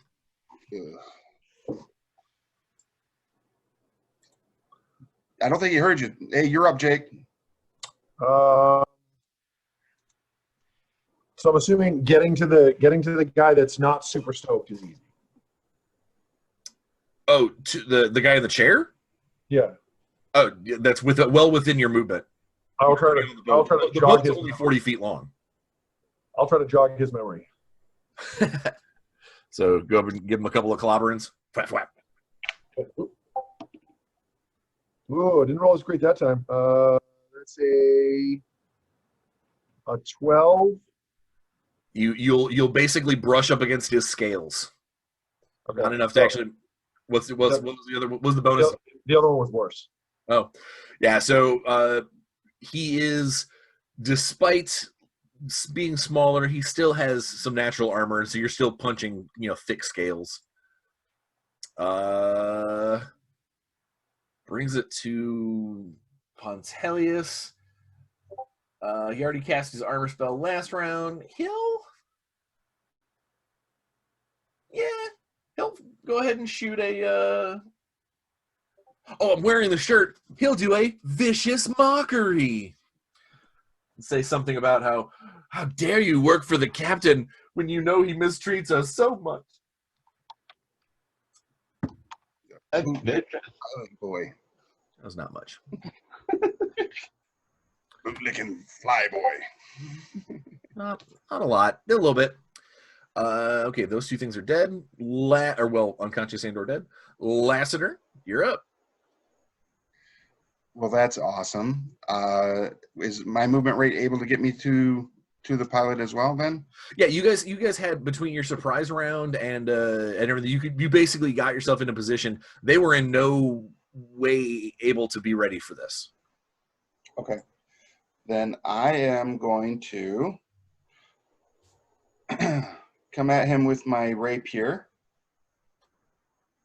and stick him right in the eye. Right in the eye. 16 to hit. He is only a 13, so that will do your damage. Okay. Why is this?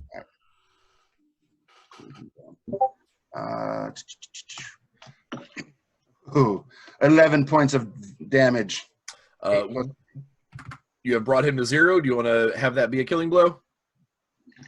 Is there any other way? I have to ask. So yeah, you stab him. He gurgles out, slumps over in the chair. And I don't need to go any further into the combat because, everybody's dead. So you're out of initiative. I will tell you what your pseudo dragon sends to you momentarily. But yeah, so you have successfully taken the bear boat.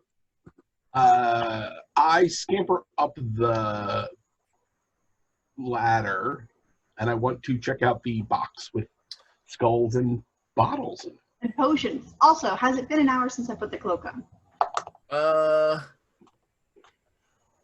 No, not quite. Middle of combat. Soon. All right. In the box, there are 4 like ceramic, just like jars with corks in it, or bottles with corks, and then there are 2 either human child or maybe halfling-sized skulls. Delicious. That all of the holes in the skulls have been waxed shut. I checked the magic. You what? Two of those skulls? Two Detect magic. You detect magic. Everything in the box is magical. Fuel box. One of the halfling skulls is of divination. Everything else is abjuration.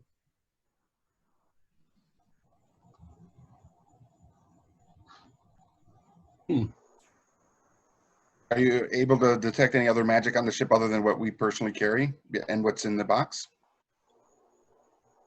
I mean, I can spend some time to, give it around. Yeah. Detective magic is the thing that I do better than anything. I can just do it whenever the hell I want to do it. So the ship itself is magical. Obviously, all spell jamming vessels are. The furnace and the hoses and everything and the chair radiate crazy amounts of magic. But you would expect that. There is a large, almost like a knotted walking stick, but slightly bigger, sitting next to the pilot. That is glowing faint magic. And that's it. How big is that stick? How big is the stick? Yeah. To a human, it'd be like a good two-handed cudgel. Ooh. To a kobold. To a kobold, it would be like carrying a tree trunk around, almost like a staff. It's a magic club. Technically a cudgel, but yes. Holla at your boy! It is smaller than the club that you wield. Oh. But it's magic. That's good backup club.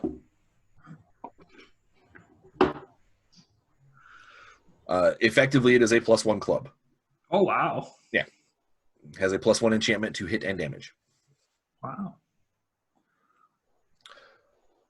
Do we want to scuttle this boat then? Is that the plan? Was that the plan? So that the fire of the boat would alert them to come and we around? Your pseudo dragon lets you know, Ixidor, through faint telepathic connection, because pseudo dragons have that thing.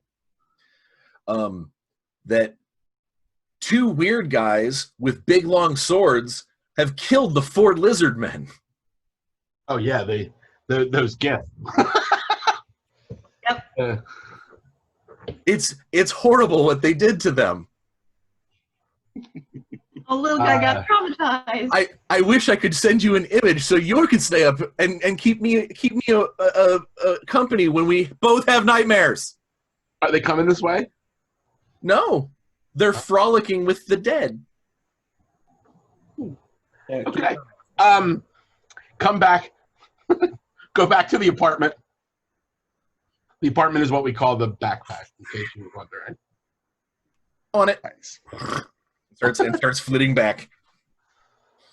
Me, my pseudo dragon, my very small Kellex shelf that's in there, my teapot, my All right, what else do refrigerator hat.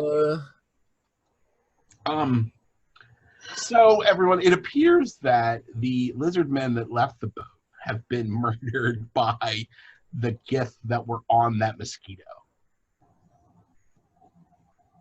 Seems right. They're not chumps. So it seems that on that boat there are 2 combatants, and they are currently frolicking with the corpses of the lizard men. or so the pseudo dragon described to you. Yeah, I mean the pseudo dragon doesn't know a whole lot of words. I mean, frolic could mean a couple of different things. All of them in the idea of the thing I do with a corpse are awful. So, thought. We have this big what is it? The double-barreled. Basically, a double arbalist. It gets to fire twice and then takes 5 minutes to reload. Ooh, I have a question for you. The boat that we are on. Yeah. It's magic. It flies through space. Can it also move across land? I mean, it doesn't walk, but you would still have to fly. It is small enough to basically fly as like an airship. That's what I was thinking too. You'd have to be really good pilot to keep it low. That's the only hiccup in the thing, is that it's the reason why it's the reason why in the Spelljammer universe there's not like fighter pilots, because it takes a whole lot of concentration to keep from running into things. So I will volunteer a tribute for this, because I'm on board with that mindset as well. If we put whoever has the best archery ability or whatever is required of the arquebus or whatever it is, and we go and we lay some aerial fire down on the Gith and then scuttle the vessel over there and take the mosquito. We don't want to scuttle. Yeah, we don't want to scuttle the vessel over there. We want to basically come in. Well, I think Lasser wants to scuttle this vessel over there. Yes. Yeah. Yes. Where it looks like, yeah, that's what I want to do. Yeah. Yes. Not that vessel over there to make things confusing. This No, vessel. We want to keep the Take it mosquito over there. Yeah. And Yeah. then Basically, bring the giant cannon attached to this ship Typhon has disappeared. over there. I sit in the chair. We got to pull the shaman out of it because he never managed to get up to cast any spells. Thing, whatever. I like the fact that Razak either threw Yeah, the guy I was like, out move over or there, dead. man. Either way. Oh, it was going to be excellent, but you guys murdered him. It was awful. So yeah, Okay, one that's still unconscious though, right? the one in the front is just asleep. Well, just talk him into the salt base.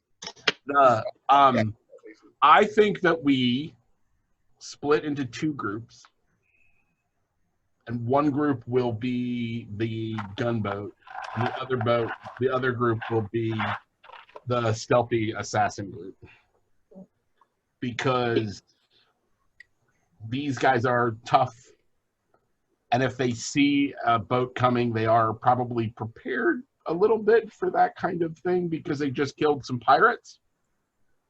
But so they would be like, oh, look, there comes a pirate ship. Let's kill those pirates.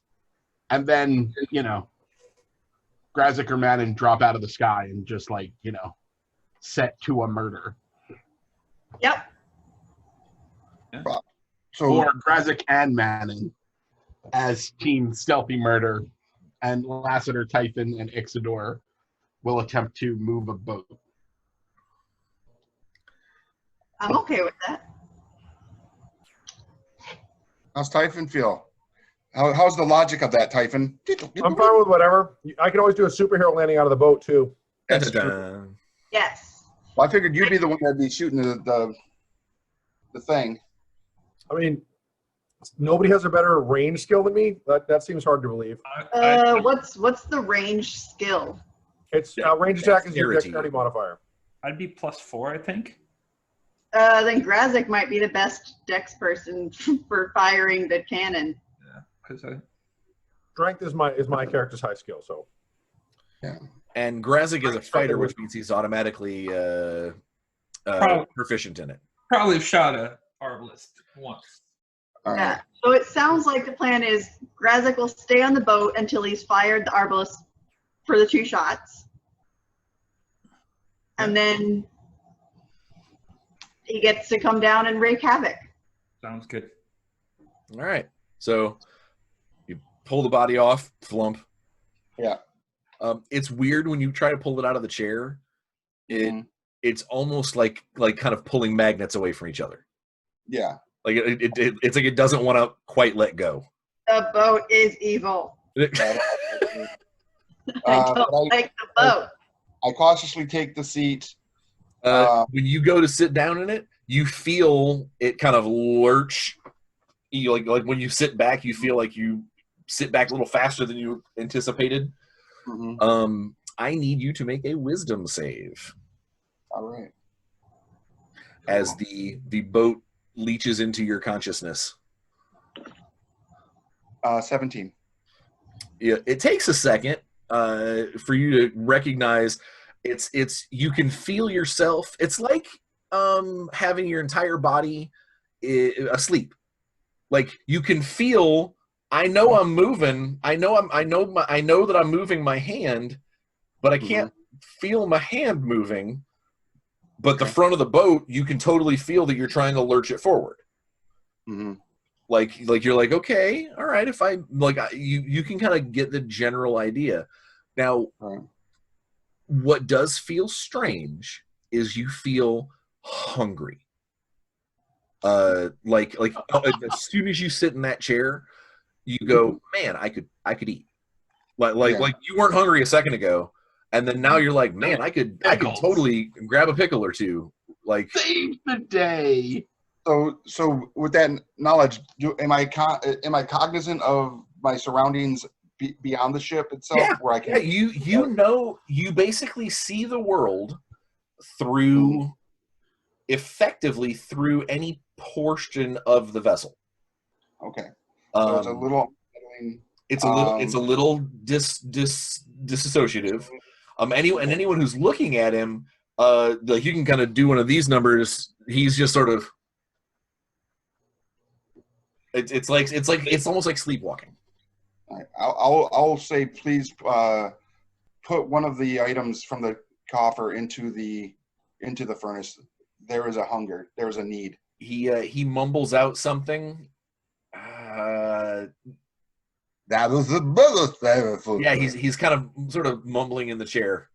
Can I tell he's not doing well? It doesn't look like he's not doing well. I mean, like, can I tell he's like, He's a little croaky. yeah. I mean, he's you can tell. Especially since I was already not happy about using the ship for this particular reason. You particularly think that maybe something wrong is happening. Whether or not that's the case, you don't know. But you're one of those, oh, he's mumbling. His brain must be falling into the boat. Like it's something horrible's happening to him right now. All right, so let me ask you this. Is there any modifiers or chance that the Ring of Mind Shielding could help me in this? Honestly, it would probably work against you. Is there any way that it could help me? No. Yeah. Yes, if you throw it into the furnace. Oh, well, I was gonna say, yeah. You know what? That would, in fact, keep it going for like almost a month. A while. Yeah. No, okay.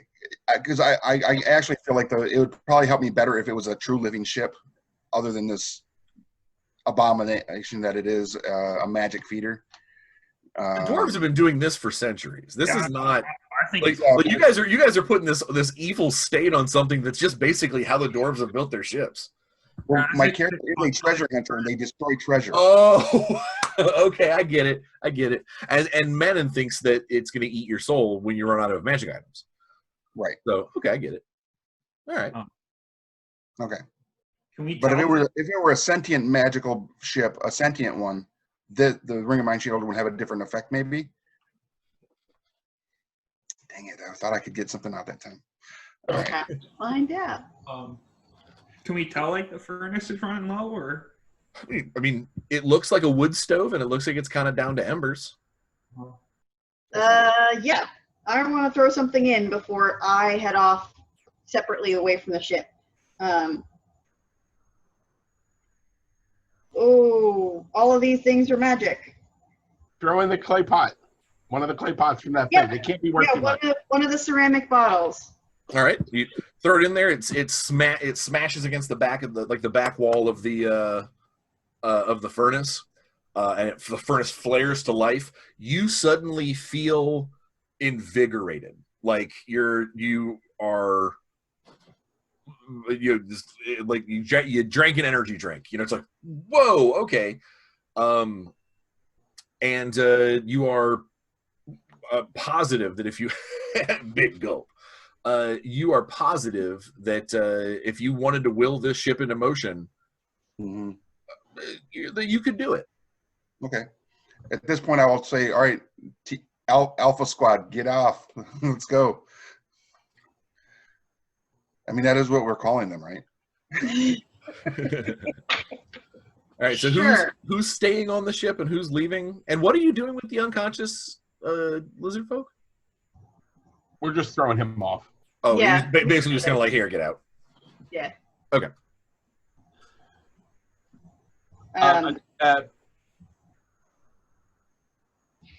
I'm getting off, and so they're basically going to swoop in from straight on. So I'm gonna come in from behind. That way, if the Giths have like a defense, I can like ninja and stab them in the back. Okay. All right. And Typhon's going with you, right? They are going to be much faster than you are. Because you are on. Are they though? You are on foot, and they are effectively at sailing speeds. Are they moving yet? Well, that's up to Lassiter to make that choice. No, I want them off, and Typhon has a. You're giving them a head start. This is a good thing. We're gonna go. Lassiter's gonna start taking the boat the other direction. And we're gonna come around, and I'm gonna send the little guy with Manon. Okay. So I can tell them when we're in position. Okay. Or we could use the communicators that we keep forgetting that we have. Yeah, or the fact that I have the ability to psychically communicate with people. That's a thing I can do. Or the sending. This is Star Trek Dungeons and Dragons. Yeah. But anyway, I'll send the little guy with you. Just, that seems to make the most cinematic sense. Okay. All right. Giving them. Go ahead and give me stealth checks to cross the distance. Not the people who are on the boat, obviously. So I think that was me and Typhon. If he would like to join me, it could just be me. No, I can go with you. That's fine. Oh no, Right. that's a 1. That's a 14. All right. I feel like the 1 is going to significantly make that worse. So It is going to make it a little bit more difficult. They have What is your total anyway? Even with the 1, what is your total? Because you still have to use. There is no 3. auto fail. What's up? 3. A 3. Okay. They have disadvantage because they're currently trying to decorate the mosquito in lizard man parts. Oh yeah, frolicking. No, they still see you coming. Yeah, like one of them is like stringing up an eviscerated lizard folk commoner on the front, and like looks past his buddy who's like, no, shift it to the side, like lift, pivot, whatever. And he looks and he goes, company.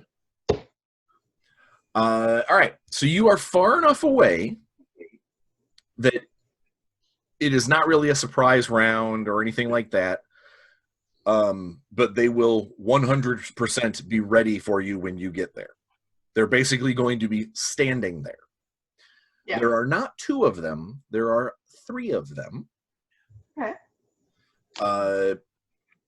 One is still basically is standing on the bow of the bow of the boat, like the head of the Skeeto. With a very elaborate crossbow in his hands. It's very pretty looking. It's all like silver filigree and it's fancy.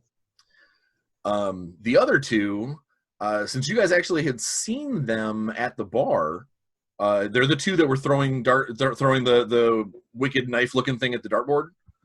They're standing there and they've got their silver great swords in front of them, tips into the ground. Just sort of like standing there. Now, it is somewhat it's a little bit disarming to see them because they are still covered in gore, and like one of them has like did a lay of like entrails around his friend and was like like they look like like they're just like standing there utterly unashamed of the fact that they are covered head to toe in the inside parts of lizard folk. Yeah, it checks out. Yeah. It's an old code, but it checks out. When you get, I was about to let them pass, sir. fly casual.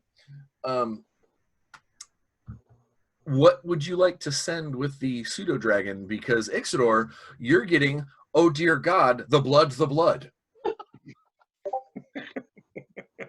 I was just gonna send, oh shit. So the pseudo dragon has a They're in trouble. In danger. So before we get to the actual beginning of the conversation between Typhon Manon and Xiphus and Iliphus, Lassiter, you get to try and fly. I'm invigorated. So, obviously, you do not have proficient air vehicles. Obviously, I don't, but I want to throw something out there. Okay. What about your mind shielding ring? Are you going to say about now? Nothing this time. I mean, I do love that ring. It is such a good thing. But the time that I spent, because remember what I said I was doing in the time that I spent on the small jammer, was studying the books, studying the tomes, and learning the languages of the people, the races that we might. Could I have at least gleaned some knowledge potentially from that to give me a better when you have the ability to take a feat, you will 100% qualify for being able to add this to your proficiency category. Okay, great. Nothing can actually get you ready for the actual feeling of becoming a ship, though. Okay, great. Gross. Other than practice. I mean, right. Here we go. However, so you have two choices. You can basically just do a raw, unchecked, or what is your spellcasting ability? Like, what is your my spellcasting? modifier? No, My modifier? Whichever one of your Which abilities ability do you use for casting spells? for casting spells. Wisdom, isn't it, for you? As a rogue or a ranger? Yeah, it is wisdom. Okay, so you can No. make. Is it? Intelligence, I think. I think it's intelligence because I work off the wizard. Okay. The arcane. All right. So basically, whatever your spellcasting component or just your spellcasting ability is, you can make just a raw, straight up ability check where you're just using your own, because you don't have the proficiency in it. You're like, all right, I'm going to just see if I can make this work, kind of figure it out. Or you can try and do an arcana check, but with disadvantage. So I'm going to go raw. Okay. Just because, and I rolled a 16, so I have an 18, so I have plus 2. Okay, so you have no issue getting it up off the ground. You're like, all right, cool. I'm flying. I'm a ship. Like it again takes a second. Part of the issue with being the ship and moving the ship and all that is figuring out where to put your consciousness on the vessel. More often than not, you would put it at the front, at like the bow, and kind of sort of steer it almost like a heads-up display kind of thing. Yeah.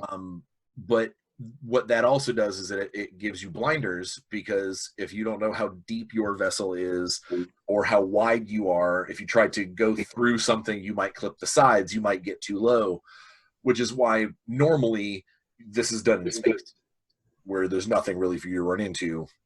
Most spell jamming training takes place where there is nothing. What you have command of the ship. You effectively are sailing her.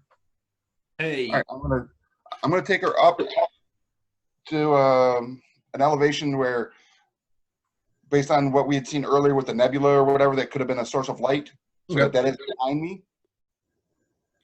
And then I'm going to use that as a entry toward, high enough, because I should be able to take it up high enough where I can see the other vessel, and then just zip in on them, as when the pseudo dragon and Manon say, bring the rain. We do that thing. One thing that you figure out pretty quickly: there is no zipping in this ship.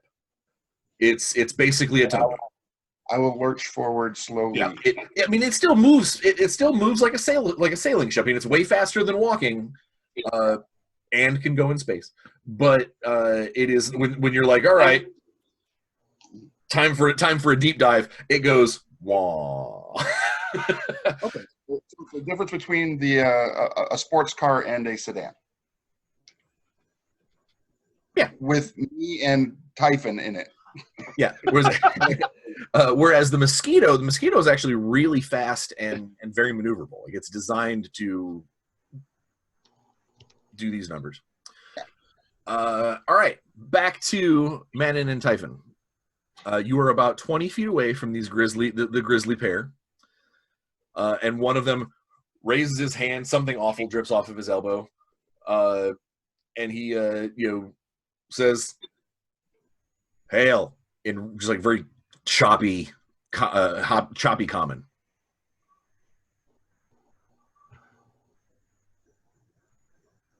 Hello.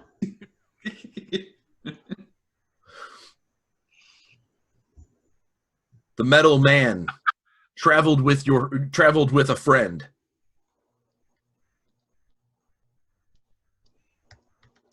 This is you. He's talking about you. Has he come?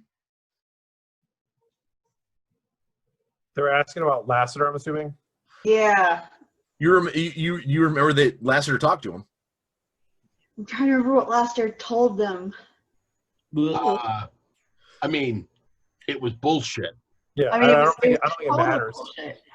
I'm I just mean, trying. at the time, we didn't know that it was bullshit. And to be fair, none of us were there. Like, Yeah, he none of was us were over- there. He was over at the bar with them. I was watching. I remember.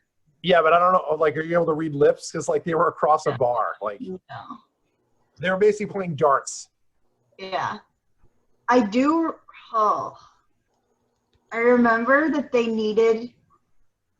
a Their ship's pilot. broken. They're waiting for assistance to arrive. They're like Yeah. they called Space AAA, and they're like waiting. Yeah, they called Space AAA. They're waiting. They need a pilot because none of them are magical. They can't fly the ship. That was right. So basically,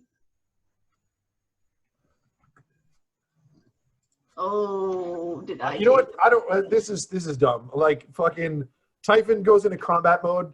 I'm gonna have my little predator gun swivel around, and I'm gonna shoot at the one in the front. Jesus. Well, I was going to say there's no initiative round, or there's no surprise round, but go ahead and take your shot, and then we'll roll initiative. Ooh, I definitely surprised Manon because she was like, "I think I can bullshit them into thinking I'm here to hire myself as a pilot." But okay, I mean, then. if Manon is in the middle of talking, like I won't do that. I think I was reading it more as you were like, I don't really know what they're asking us. Hey, man, go with your instincts. No, you know, go with it. Totally go with perfect. it. Totally go with it. All right, let me look this thing I've up. infected everyone with murder hoboitis. So, I mean, in our defense, we already didn't like these guys. Well, I That mean, is they're not a- real easy to like. Like they're that is an 18. let me verify that will hit our crossbowman friend.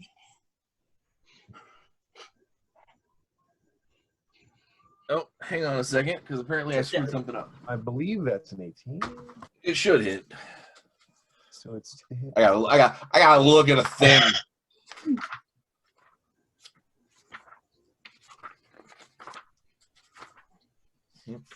And Manon is very much the ends justify the means, and currently the ends is she wants that shit.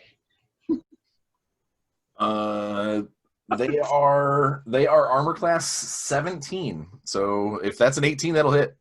So I'm also curious. So you said there's 3 of them? There's one on the bow of the boat with a really fancy looking crossbow, Yep. and then there are the 2 that you guys saw in the tavern that are standing out trying. Well, they were trying to have a conversation with you. So if I have 2 weapon fighting, can I like, I'm assuming the revolver, even though it's on my shoulder, counts as 1 weapon. Can I shoot a dart with my other hand? No. No? All right. No. You are So, you are still bound by the laws of D&D 5e. Got it. All right. How closely are they considered? How Like, what? would you say that? Like, If this was on a map, they would be standing in 2 5-foot squares next to each other. All right. So the guy with the crossbow takes 15 points of damage. Jesus. What? What the hell did you just shoot him with? So a gun. it's literally a revolver. So Brian said that guns are uncommon. Where They're he not was rare. built. So my character, again, my weapons are all built in. He doesn't draw weapons. So he essentially has a revolver like the Predator that pops up out of his back. I have a large club. It looks like a tube. It looks like You now have a magic club as well. nice. You How can much was do that? sticks. 15 points of damage. Okay. Right, because You my, just my just computer pulled program is like not letting what's me- his name in The Mandalorian, right? Yep. Yeah, It just popped up and it that's 100% what he did. Again, I imagine it more like the Predator. It's it looks like a tube that's in his back, and it swivels out and drops down, and then wherever he turns his head, it Go ahead and give me initiatives. That was the surprise action. As there was a big splamo. My initiative is not great. I have 6. Ew. 16.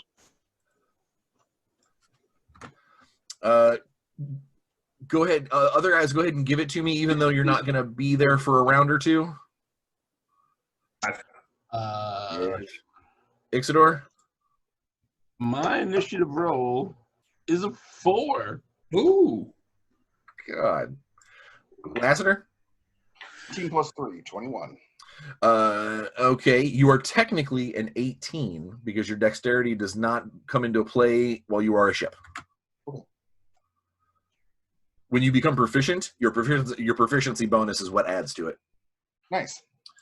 All right, and I hit start, and I'm this in time the it way. worked because I'm not stupid. All right. Jury's out. Hey. Ah. All right, yeah. So the projectile comes flying out of your shoulder, and it slams the dude with the crossbow. That kind of bright, almost like neon blue Gith blood goes, comes spurting out of his belly. And the two guys that were a second ago waving to you, like they ducked. Like, whoa! Like suddenly there's gunfire. And on a 19, what's his name? Xiphus pulls out that wacky dagger thing that he was throwing at that you guys were throwing at the dartboard, and whips it at Typhon. Good. I'm going to attempt to use deflect missiles. Okay, so I have to hit you first. Yep. That's just such a great Visual. D&D statement. I'm Is going to attempt to use deflect missiles. do you have? Oh wait, I have your armor class right here. Okay, that will hit. So you can go ahead and do your deflect missiles, which I believe is you roll a D10 and add your monk D10 level. plus 6. It's a D10 plus 6, and I reduce the damage. Mhm. I got a 10, so that it's reduced by 16. Okay, well it was only 8 damage, so you definitely deflect it off, and it goes like hits the sand. Actually, you know what it says so I can deflect or catch. So I'm actually going to catch it. Okay. And then what is it made out of? It's basically a big dagger. It's got like funny it's like a dagger with weird looking blades on it. It's all in the reflexes. Yeah. Jack, So I will catch it. I'll catch it, and I'm just gonna I'm gonna just chuck it like in a random direction. Get out of here. Throw it back at him. And so if I throw it back at him, I have to spend a key point, and I'd rather use those in combat. Okay. whereas just tossing it aside is very cool. Yeah. All right, Actually, I also think it'd be better if I just catch it and I'm just like. Lassiter's an 18. You're driving. On a 17 is Eliphas. He does not have a dagger. However, he will Misty Step next to you and then swing at you twice with his greatsword. That sounds bad. So he basically flips his sword around and in mid-swing just sort of like Nightcrawler vanishes and appears right in front of you, and the sword starts to come down. In front of me? Yeah. I will stand there and take it. Nope, I can use. Do I want to do that? I'm trying to think about how much damage you would use. I can use patient defense, which is I spend a key point and I get a free dodge action as a bonus action. That's done on your turn. Why would I dodge on my turn? You prepare yourself for the situation. Oh, okay, all right. I was like, I'll just. If it says as a reaction, if it says that this can be done as a reaction, then you can do it on their turn. That is only going to be one hit. One swings wide. I think I can use it as a reaction at higher levels. I can't yet. Does 13 points of damage when it connects, though. Okay. That was a really good dice, though. So don't make this think that suddenly these guys are killing everyone they touch. That was just a really good set of dice. All of a sudden, throughout the valley, we hear dong. So the blade slices and it leaves this big furrow in your in your armory parts, and you can see In your armory part. his armory parts. Manon, you can actually see the sword is glowing and leaves little motes of there's little sparkles that wherever it swings it leaves behind a little trail. I'm taking everything these guys have. Right? They will chase us to the ends of the universe to get that sword back if we take it. Well, they both have one. Awesome. That implies they will I mean, we can survive. just chuck them into space, but Menon on a 16. You are actually there, and there's one standing right next to you. Yes. The other one that threw the knife is over there, and there is still the injured one on the bow of the ship. So are they all technically within, if I step back 5 feet, a 15-foot cone? The front two, not the crossbowman. Not the crossbowman. Yeah. But definitely the one right there. Yeah. So I can't hit all 3 anymore. Boo. That's upsetting. Okay. Well, I'm going to do Dragon's Breath again. Okay. Barf. Barf. Yeah, I'm just going to keep picking acid because there shouldn't be a reason for them to be resistant to acid. Like, they should be. Like, I don't know anything about them. most things don't have resistance to acid. Yeah. That's a pretty rare thing. Unless it's something that does acid stuff, it's pretty rare. Yeah, so that's why I just keep being like, I guess acid. Like I think black dragons have resistance to acid because they breathe acid. Because that's their thing. Yeah. I mean, That's the only one I can think of. unfortunately, they don't, which is why they're all so ornery. They've got really bad acid reflux. Yeah, just horrible reflux. All right, go ahead and roll your damage. Barf. Okay, so I technically only rolled 5, but because I am a sorcerer, Ooh. I took Empowered Spell. So when you roll damage for a spell, I can spend 1 sorcery point to reroll up to 3 of the dice. I'm going to use that and reroll all 3 dice. Because they seemed bad. Because it was a 3, 3, and a 1, so that was terrible. Really not that much better, but okay. Literally the first time, though, I've heard of a sorcery point. Oh, really? This is what... More evidence that D&D 5 is dumb. Oh, So sure. this is what sorcerers do. They This get is to their thing. they get to mess with stuff. No. That's 8. So that's 11. No. Okay. The judges award you no points. I have a club. That's better. All right. Yeah. So it's Technically, also have a magic club. smoke rises up from the the wounds, where it connected, and then the crossbowman on the boat is gonna try and shoot you.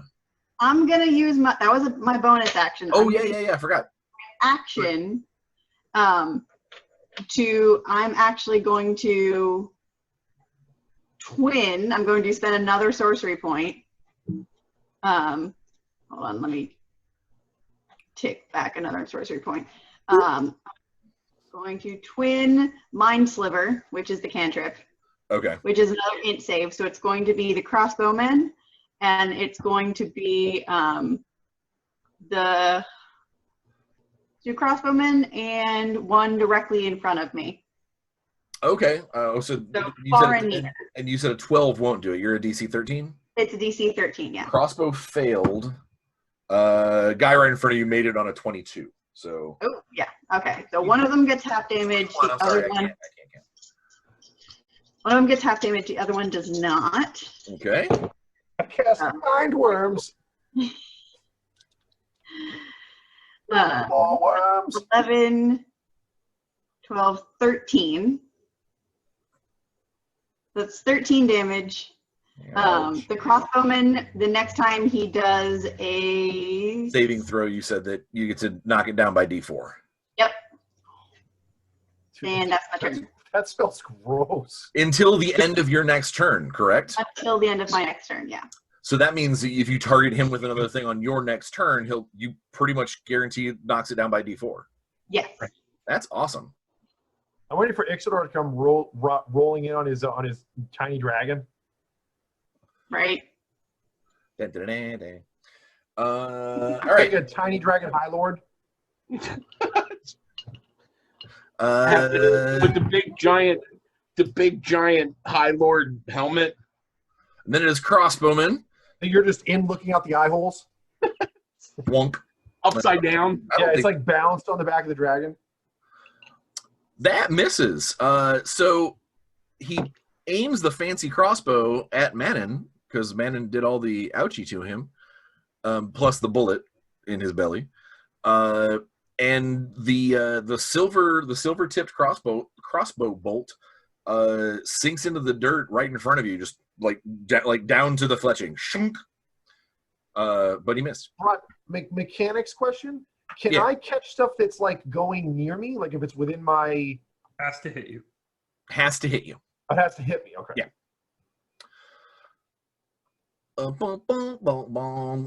Flying. Oh no, Typhon, you're on a 6. All right, so this guy that's next to me, I'll just turn and engage him since he's right on top of me. Yeah, he's Since like, since I don't want to take attacks of opportunity if I shoot the other guy. Okay, so that's a 19. they're the Githyanki warriors are armor class 17. All right, so I got a 19 and 18. That's 2 hits, and then I will spend another key point, and that's a 21. So 1, 2. Hang on, I need one more die.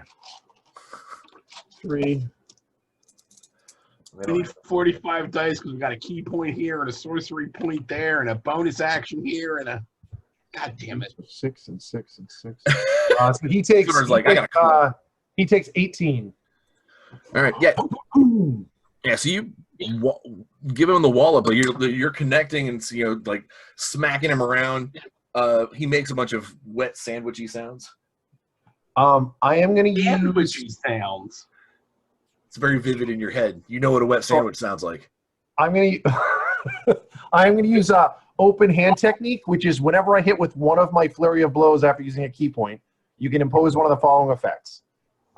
So I will. Man, and do you get to act before? Yes. Manon's before you, yeah. Or one of them. No. Will she get to go before they get to go? She gets to go before the crossbowman goes. Okay. I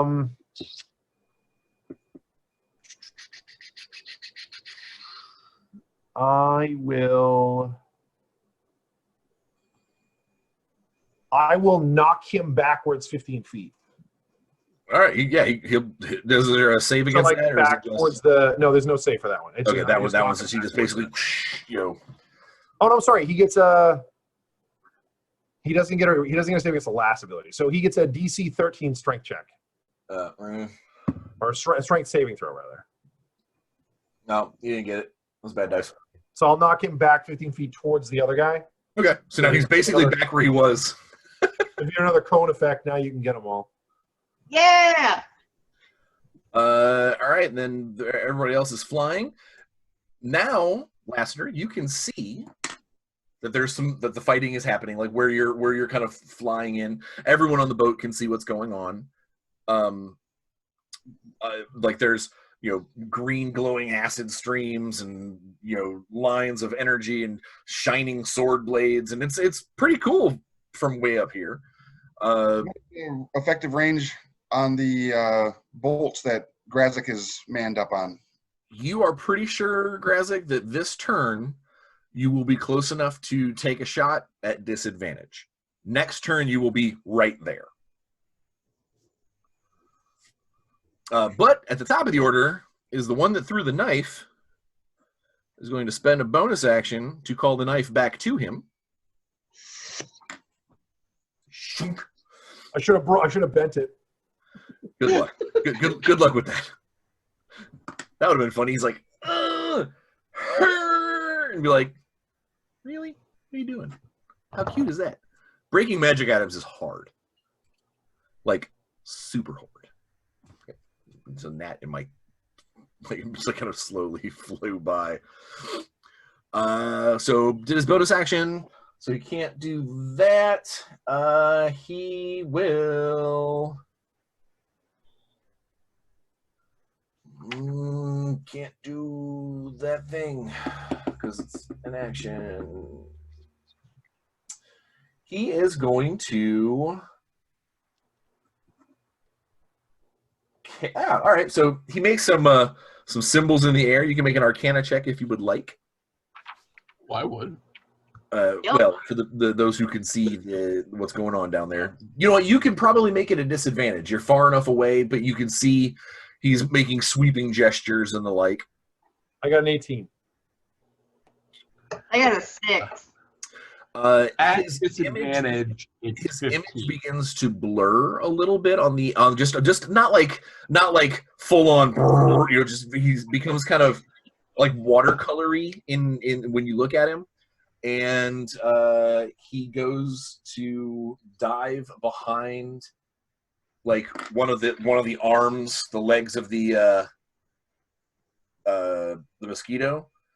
He basically kind of jumps behind it and leaves kind of like a trail of color behind him that catches up with him, and he will hide.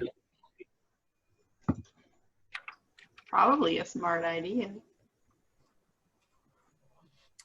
Is it a spell called hide? It's a spell called Blur, I'm pretty sure. Typhon's the only one that rolled high enough to get. Well, what did you get with the disadvantage, Exeter? I rolled a 15. He casts non-detection, so it doesn't help him with the stealth factor. Like, it doesn't make him any harder to, or it doesn't make him any better at hiding. It just makes him harder to find once he's hidden. Or Lassiter, go ahead and make another intelligence. That's not a low level spell. You're like, go ahead and make a piloting check to bring you guys in close enough to bring that arbalist to bear. 16. Easily enough. You're in a wide open plane, and you're not trying to like actually land it on something. You're just kind of trying to sort of bring it around.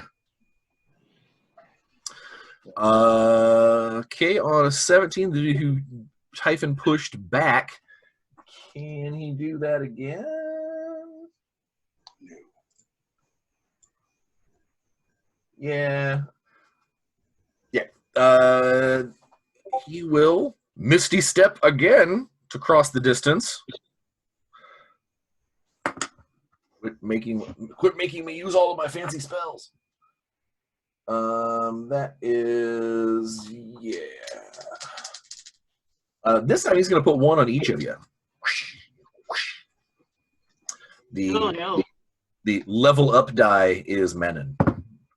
The level up die hits. Typhon is missed by a mile because I rolled bad on that one. However, hold on. You're like, hold on, there's got to be something. Shield. Okay, well, because shield does what? It adds either It 2 or adds 4 to your AC. 5 to AC. Adds 5 to your AC, making you a 20. You rolled a 13 plus 4. That's a 17. That is going to hit the shield and not hurt you. So basically, he misses Typhon, and on the return swing, he gets ready to plunge it into you, and you're like, no! And it kind of glances off of your magical energy field. And then it's your turn. Yeah. Yep. I can't hit the one that's hiding, but I should be able to still hit the 2 that are in the open with Dragon's Breath. Yes? Well, because they're on different levels, you can either get the crossbowman or you can get the dude in front of you. Okay, so it's still a crossbowman. Yeah. Oh, that guy's right there. He's going to kill me. Yeah, so I barf on the guy in front of me. All right. So he's got to make the dex save, which he doesn't, because that's bad. That's only an 8. So full damage. Full damage. 6. I mean, it's not great. It's only 8. Steam. And that was your regular action. That was my regular action. Any bonus or weirdness that you would like to do? Let me see how many spells, where's your points I have left. I didn't take quicken spell, so I can't actually quicken anything. So that is it. Okay. Crossbowman, because for whatever reason he doesn't have it, is reloading his heavy crossbow. And will get a chaos bolt thrown at him by Pontelius. Pontelius on the bow of the ship next to Grazik reaches back and flings this kind of coruscating, multicolored, swirly, like fire gets eaten by ice, gets eaten by acid, gets eaten by energy. Just... Oh, come on, dude. That definitely comes out of his trunk. He's like, this, and he's close one eye, and he's like, it hits, but no, it does not come out of his trunk. Oh my god. Ridiculous. Would have been cool. Ryan, you're completely wrong. I'm sorry. It's straight up. It's like an anime. It's 100% correct. oh, it's way cool. The trunk glows, and then it just goes like. And I mean, even Estelle, he he rolls it up like a snail, and then he's like whacks it with it. Yeah, like a noisemaker. Yeah, all of his spells come out of his nose. Like that's the best. He chooses the to do cold damage because it's one of the dice that came up, and does not kill the. No, excuse me. He doesn't actually kill the crossbowman, but it hits really hard. Does a lot of damage. Typhon on a 6. Okay, so the sword guy, is he still up? The guy in front of us? How worse for wear does he look? Is he pretty mangled? He's in a bad way. You're pretty sure that he's half of his face is melted off at this point down onto his chest. He's he's missing teeth from where you've punched him several times. He's limping because of the where you did that shove that probably snapped part of his hip. He's not in a great way. But I can't. I'm engaged with him, right? I can't go after the second guy. I would get an attack of opportunity if I do that. You could choose to disengage as your action to basically move away from him and go after someone else. And as a monk, you can spend a key point to disengage for free. But again, key points, they far few between. Yeah, so I only have 2 left. So I will Finish him. Yeah, I'm just gonna punch the guy next to me. I'm not gonna use a key point this time. I'm just gonna do my standard 2 Just attacks. do the 1-2. Okay.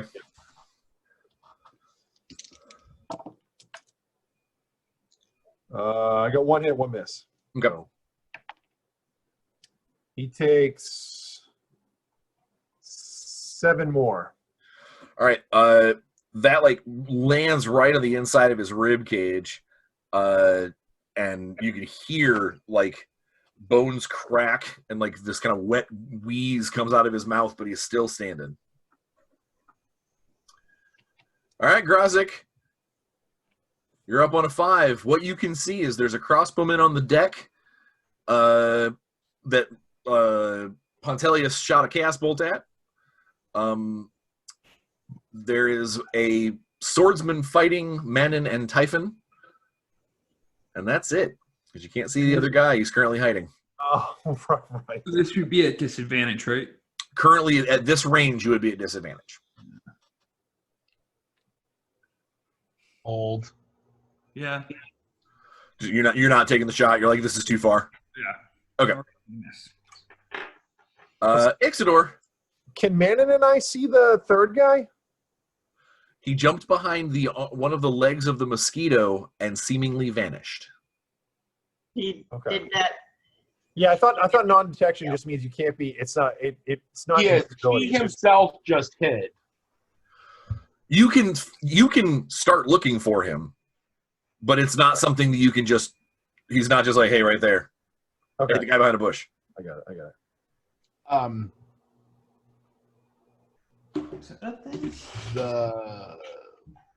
The pseudo dragon is going to look for that guy. Okay. Found him, boss. And now that we're close, are we within 60 feet? No. You will be within 60 feet on Lassiter's next turn. I would. Can I? I guess it doesn't make a difference, right? No, but I could. I was checking the perception on Pseudo Dragon.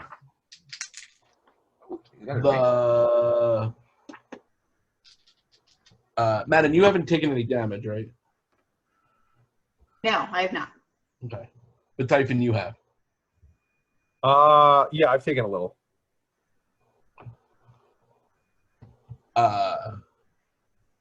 Yeah, I'm just gonna wait. I'm gonna wait till we're within a range that I can do something. Pseudo Dragon says that the he implies to you that the other Githyanki is hiding under the proboscis of the mosquito. He can smell the lizard folk blood on him there. In the communicator, I let Manon and Typhon know that.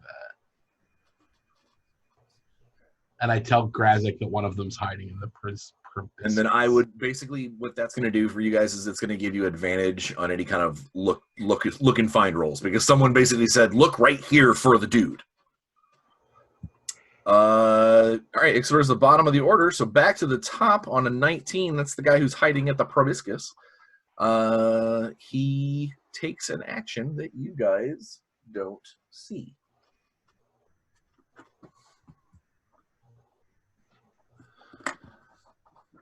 Lassiter, make your pilot check to come down to bring everybody within short range of their stuff. Okay. And not to run into the mosquito. Perfect. 11. It will be shaky. Rough landing. Well, you're not landing, or are you trying to land? No. Oh, okay.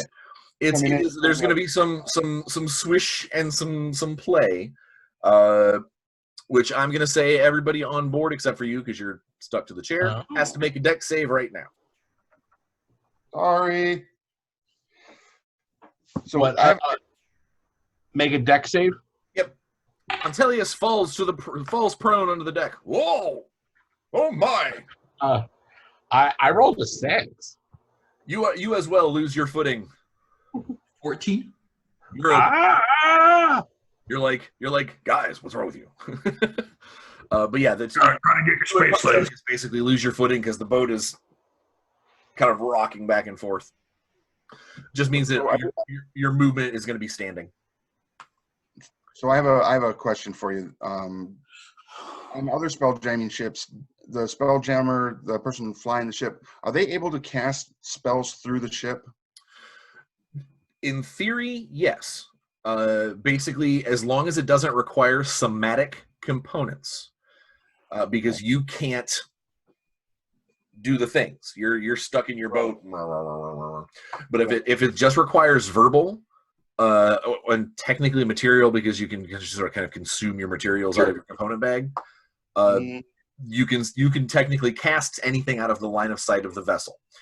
More often than not, there's actually modifications to certain ships that will allow effectively you to man weaponry. Yeah.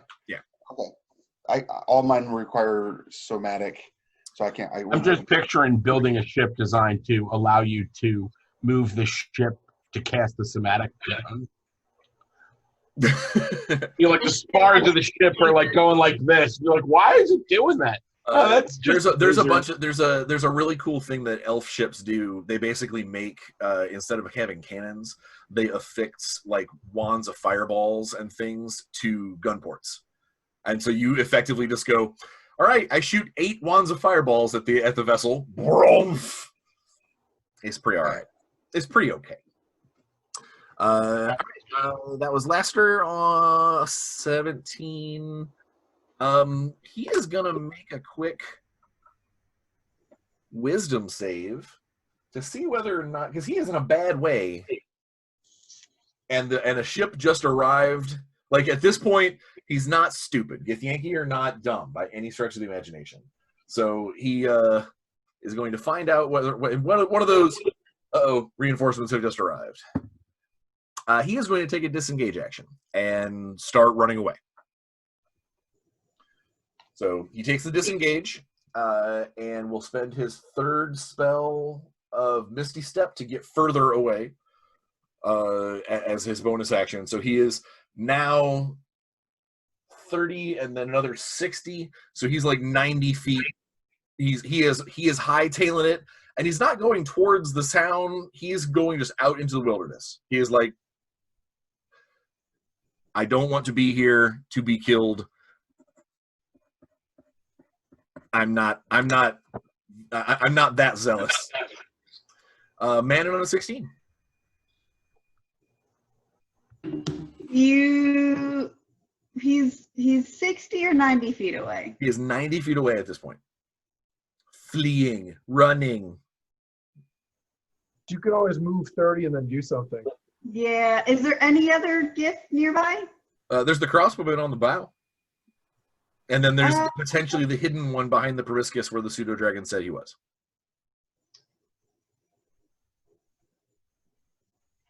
I'll move 30 feet and mind sliver the one that's running away. Oh no. All right.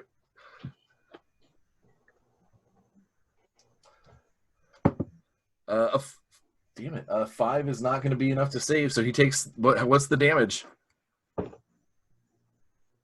Only 2. What? He's still alive. Finish him! You see him like grab the sides of his head and stumble. But he's still You running. know what? Screw it. I'm gonna use a spell point to reroll that. Why not? Damage. Oh, damn it. That was a 1. I shouldn't have re-rolled it. That's upsetting. All right. That was Manon. Crossbowman, seeing his friend flee and is at a suitably low amount of hit points as well, will join him, casting his Misty Step for the first time to bounce off the ship and continue fleeing with his friend. Pontelius picks himself off the ground and lets out a huzzah and gives Lassiter a D6 inspiration die. Nice. I'll take a D6 inspiration die. And says, "Hold her steady, we've got them on the run." Okay. It's gonna give me a +2 or whatever it does. Yeah, Well, if you guys want to Basically, run down the you just hang on to the D6. Oh and my then god, at some yes. point, you make either a skill check, an attack You roll, or a might get- saving you throw. might get the one on You the- go, I'm going to use it, and then you throw the D6. Okay. I have a Typhon on feeling 6. that we're going to chase them down, and Grazik is going to eliminate them. So I'm gonna move on to the mosquito. I'm gonna move on to the mosquito and try to engage the other one. Grazik's got the right idea. The hidden one, the one that's by the one that you were told was by the proboscis. Yep. Go ahead and make your perception check with advantage because the pseudo dragon gave you kind of a triangulation. Perception. Okay. I'll take the 18. So 23. Okay, you needed a 19, but you got it.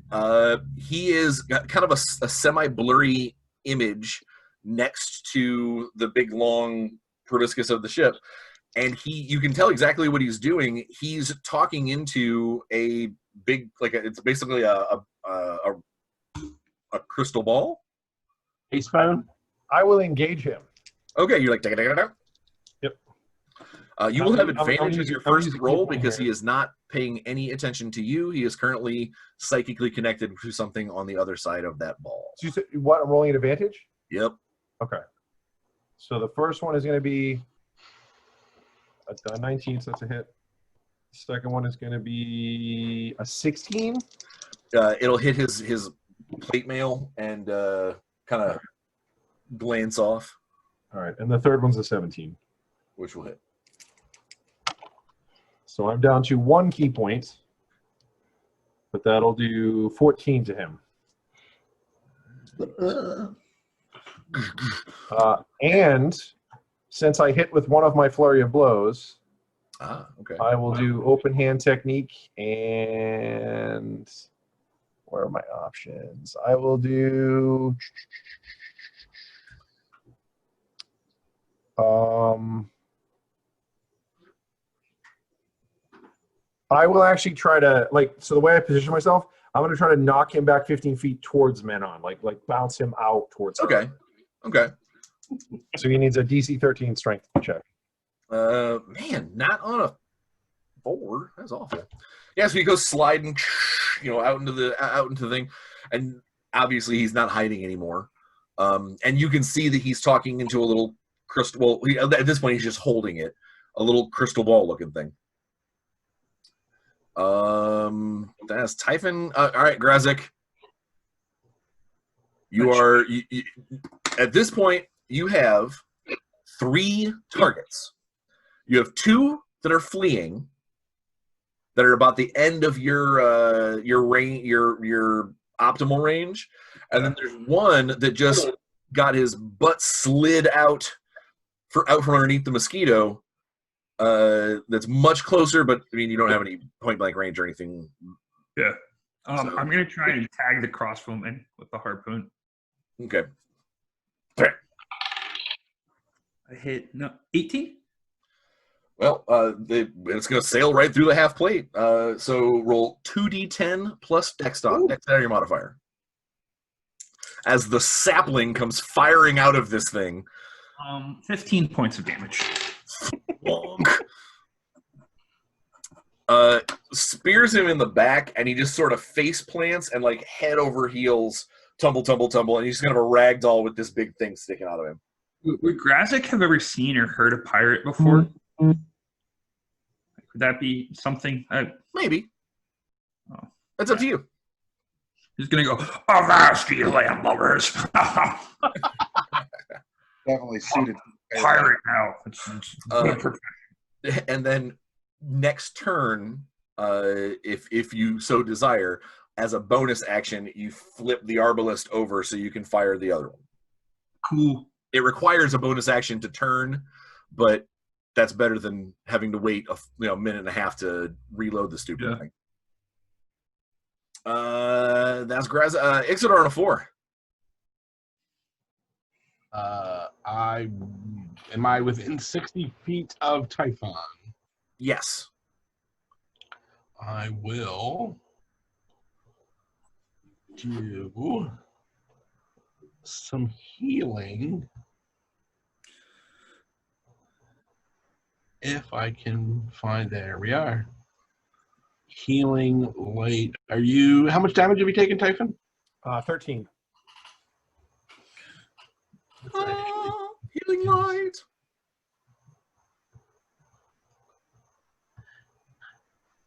Everything in the world I don't actually have.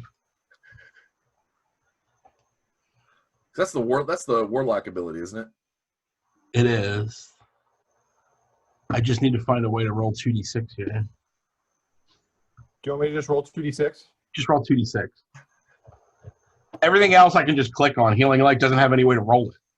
It just has a way to record that I did it. I got 10. That is how many hit points you get back. Sweet. I'm only down 3 now. Thanks, right. buddy. At the top of the order is the one that is in the middle, that is now standing in the middle, unexpectedly. Yeah, he's going to try and join his friends fleeing. He's not. He's not. He's like, this is not what I signed up for. Yeah, one of those. This has not gone. This was not as easy as killing 4 lizard folk commoners. That walked right up to talk to us. So he starts hightailing it too. Lassiter, you are in command of the boat. You can see the 2 Githyanki fleeing. One is very dead. Mm-hmm. What would you like to do? I'm gonna kind of turn it so that we definitely have that side of Grazik and kind of float it close to them so that he has he's not going to worry about range and stuff, and also so Pentelius may be able to cast something. Okay. And people can hit him with a spell as well.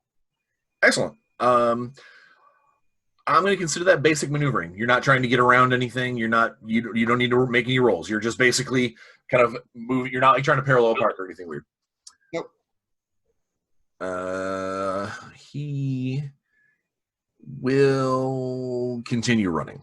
So he is just going to try and put more distance. He's actually going to take the dash action on a 17, and he's putting as much distance between him and you guys as possible.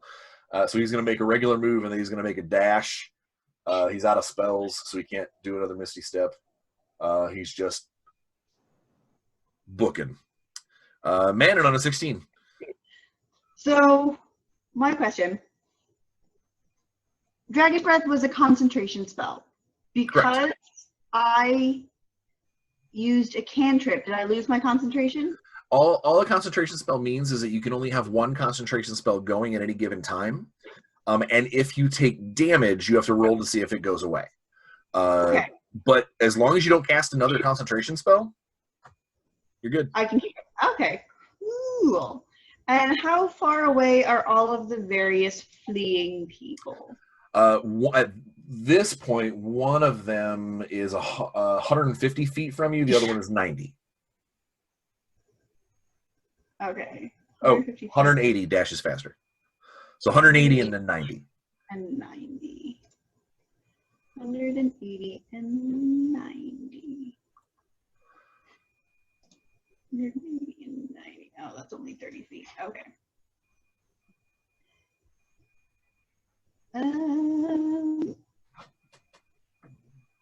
You know what? Sure. Here, hold on. Sorry, I'm trying to figure out what I want to do. No problem. You guys are doing way better than I anticipated. So feel Just free. murdered these simple knights guest waving at you. Hi, guys. Throw acid on him. Yeah. I vomit acid on him as my friend shoots him with a gun that no one saw coming. I'm gonna aim for the far. I'm gonna do Chaos Bolt. So Chaos Bolt has a range of 120 feet. Can I hit the farthest one? If you moved forward, was it 180? No, it'll be out of range. Okay, yeah. Then I will aim for the one I can hit. Okay. I love Chaos Bolt. It's such a good spell. And I am upcasting it. Ah. So let's see here. So that I'm gonna is, recycle that and then use my backflip maneuver. Yes, club. so it's a +6 to hit, and then it's going to be 2d8. Pretty good. Oh, it's not really great at all, actually. Well, did you hit? That's the first part. That's the thing is, no, I didn't, because I rolled a 7 + 6. Yeah, so the Chaos Bolt goes sailing over. Well, it uses your spellcasting ability. So was your total still a 7? Hold on. If it uses my spellcasting ability, oh yeah, that's the +6. Yeah. So not great. no, that's not Okay. great. So yeah, it goes sailing off into the distance, and it's puttered at around 120 feet. Oddly enough, it putters out. Yep. Crossbowman is very dead. Antelius, since you guys moved the boat, I mean, I could. He doesn't have that many offensive spells. He will do another vicious mockery. Flee, you cowards! Go back to your other plane of existence. Go be Australian somewhere else. Oh, that's right. Vicious mockery. It's supposed to be bad. Oh, I got to roll damage.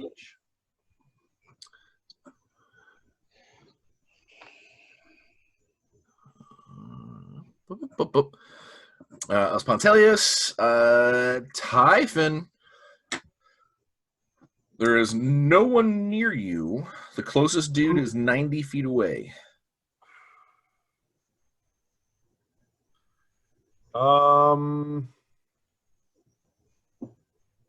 So there's only 2 guys left. And one is almost so far away that like he could probably find a place to hide soon. But you guys are following that one, correct? Sort of.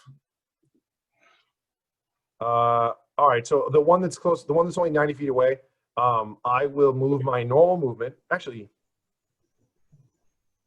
yeah, I'll move my normal movement, which is 40, and then I will shoot at him again. Okay. So he is now back to within short range.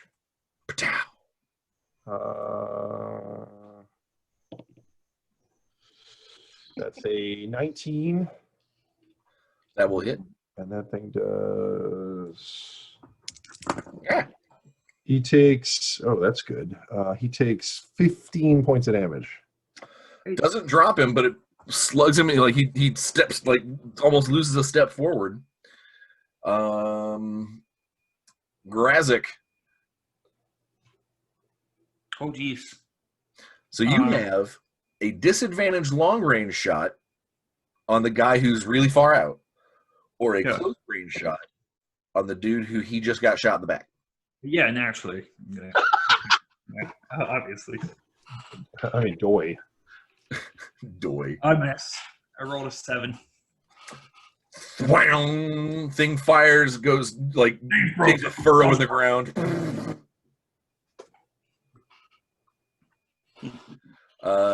There is a like a little umbrella stand bucket filled with more bolts, but by looking at the chain fed, it'll be a minute before you can reload that thing. Ixidor on a 4. I am.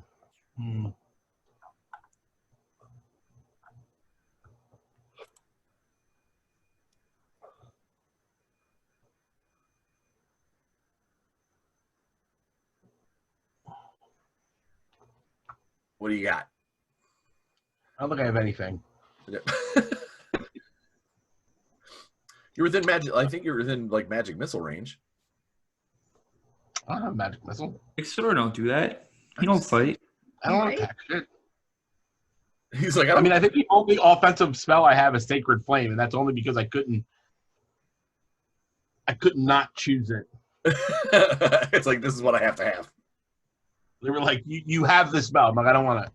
I am good. I am going to just keep my eyes peeled on the guy that's running. Try to keep him so they can't get away. Okay, that's actually pretty smart because when he gets around to he's at the top of the action, well, close to the top. He's probably going to try and find a place to duck and hide since he's far enough away. Bringing us to the guy who got shot in the back. God bless it. Oh,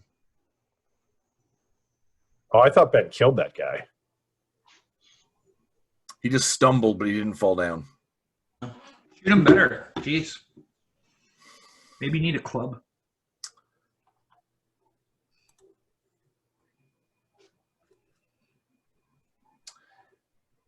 I'm going to make a die roll to see if it's something that he'll do. Yeah. He stops fleeing and basically throws his sword into the ground and falls on his knees.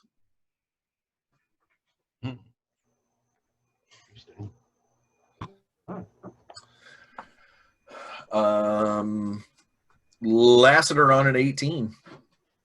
What you got? You're muted. Am I? Not anymore. No. So. Yes. I would like to land the ship. Okay. On that guy. Wow. I mean, it would be an accident. Okay. All right. Aren't you like neutral good or something? Oh no. You'll never know. My ring of mind shielding prevents you from finding out. Okay. Just saying. All right. Go ahead and make your piloting test. I won't do disadvantage or anything weird. I mean, it's an open. It's a plane. We're gonna look in Lassiter's mind, and it's just gonna be bees. It's just murder hornets. Murder hornets. It's where they all went. Lassiter's head. 19. Okay, well, I'm not going to make you roll damage or anything because you landed a boat on a guy. Magic. Hey, remember I landed that boat on that guy? Well, and I mean, he'll let out this like blood curdling because as far as he's concerned, he put his head down and like was like, all right, I'm captured, and then suddenly like the shadow that didn't go all the way over him, like he was anticipating, oh, it's gonna keep on sailing right by and go get my buddy. It went, and then just kind of kept getting bigger around him. Probably I'll looked be up right in back. time to. What's up? I'll be right back. There's a spider in need of killing. Oh, let it free, dude. No. So good It's, for you. it's experience points, yo. Yeah. He didn't say it is a giant spider. Got to get to a positive wisdom modifier at this next level. So he gets crushed underneath the boat. Now, the only thing that bothers me about that is he had the best stuff. He did have the best stuff. He had the cool bow. He So did the have. thing is, Oh no, the bow guy. The crossbowman's dead back there. yeah. Oh, then we're So- fine. I felt like I probably came down like this. Right? He's in many pieces. Like it's an ugly scene. All Gross. And then Ixeter, go ahead and make me a perception check with advantage because the guy on the far horizon is trying to he saw an option and he took it. Ooh, you better roll good. With advantage. Oh, a 19 or 21. You did.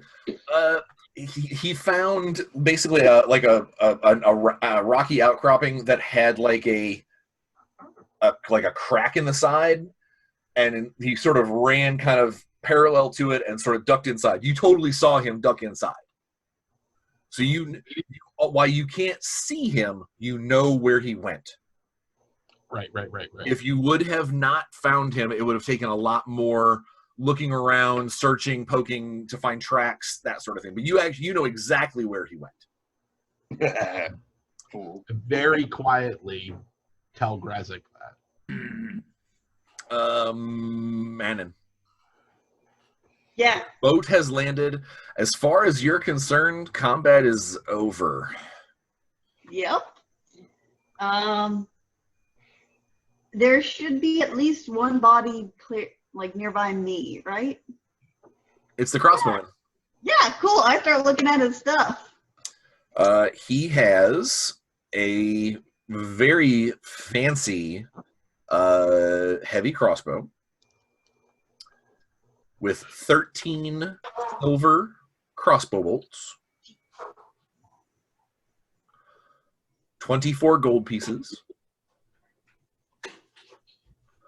and on his back that he never actually drew, he has a lesser silver greatsword. I called dibs on all their stuff.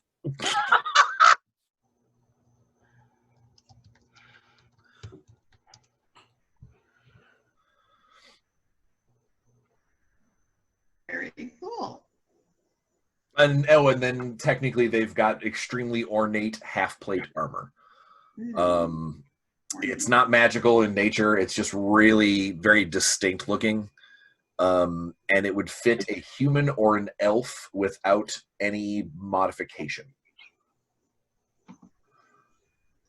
Any other species, it would require some beating and resurfacing. Has it been an hour since I put the cloak on? You know what? At this point, it is almost time for us to go to questions here pretty soon, but we're going to have a few minutes after combat to let you guys deal with the scene before we actually close out the session. So yes, the cloak of the arachnid has attuned to you. Neat. Cool. Let's see. You. What's it do? It does a little bit of everything. Let's tell you. So now that it is attuned to you and you start picking around looking at stuff, you're like, oh, wait. Stuffing things. The cloak of Stuffing things. Arachnida. I love stuffing things. Stuff and things are my favorite. I used my powers for good. I You- freed the spider. You now, while you're wearing it, you have You resistance. to freed the poison spider. damage. Good for you. Good for you, Jake. Did you hear that? No. Okay, you have resistance to poison damage. Cool. You have a climbing speed equal to your walking speed. Wow.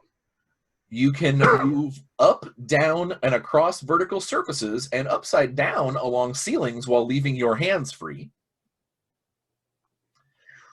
You cannot be caught in webs of any sort and can move through webs as if they were difficult terrain. And you may use an action to cast the web spell. The web created by the spell fills twice its normal area. Once this is used, the property of the cloak cannot be used again until the next dawn.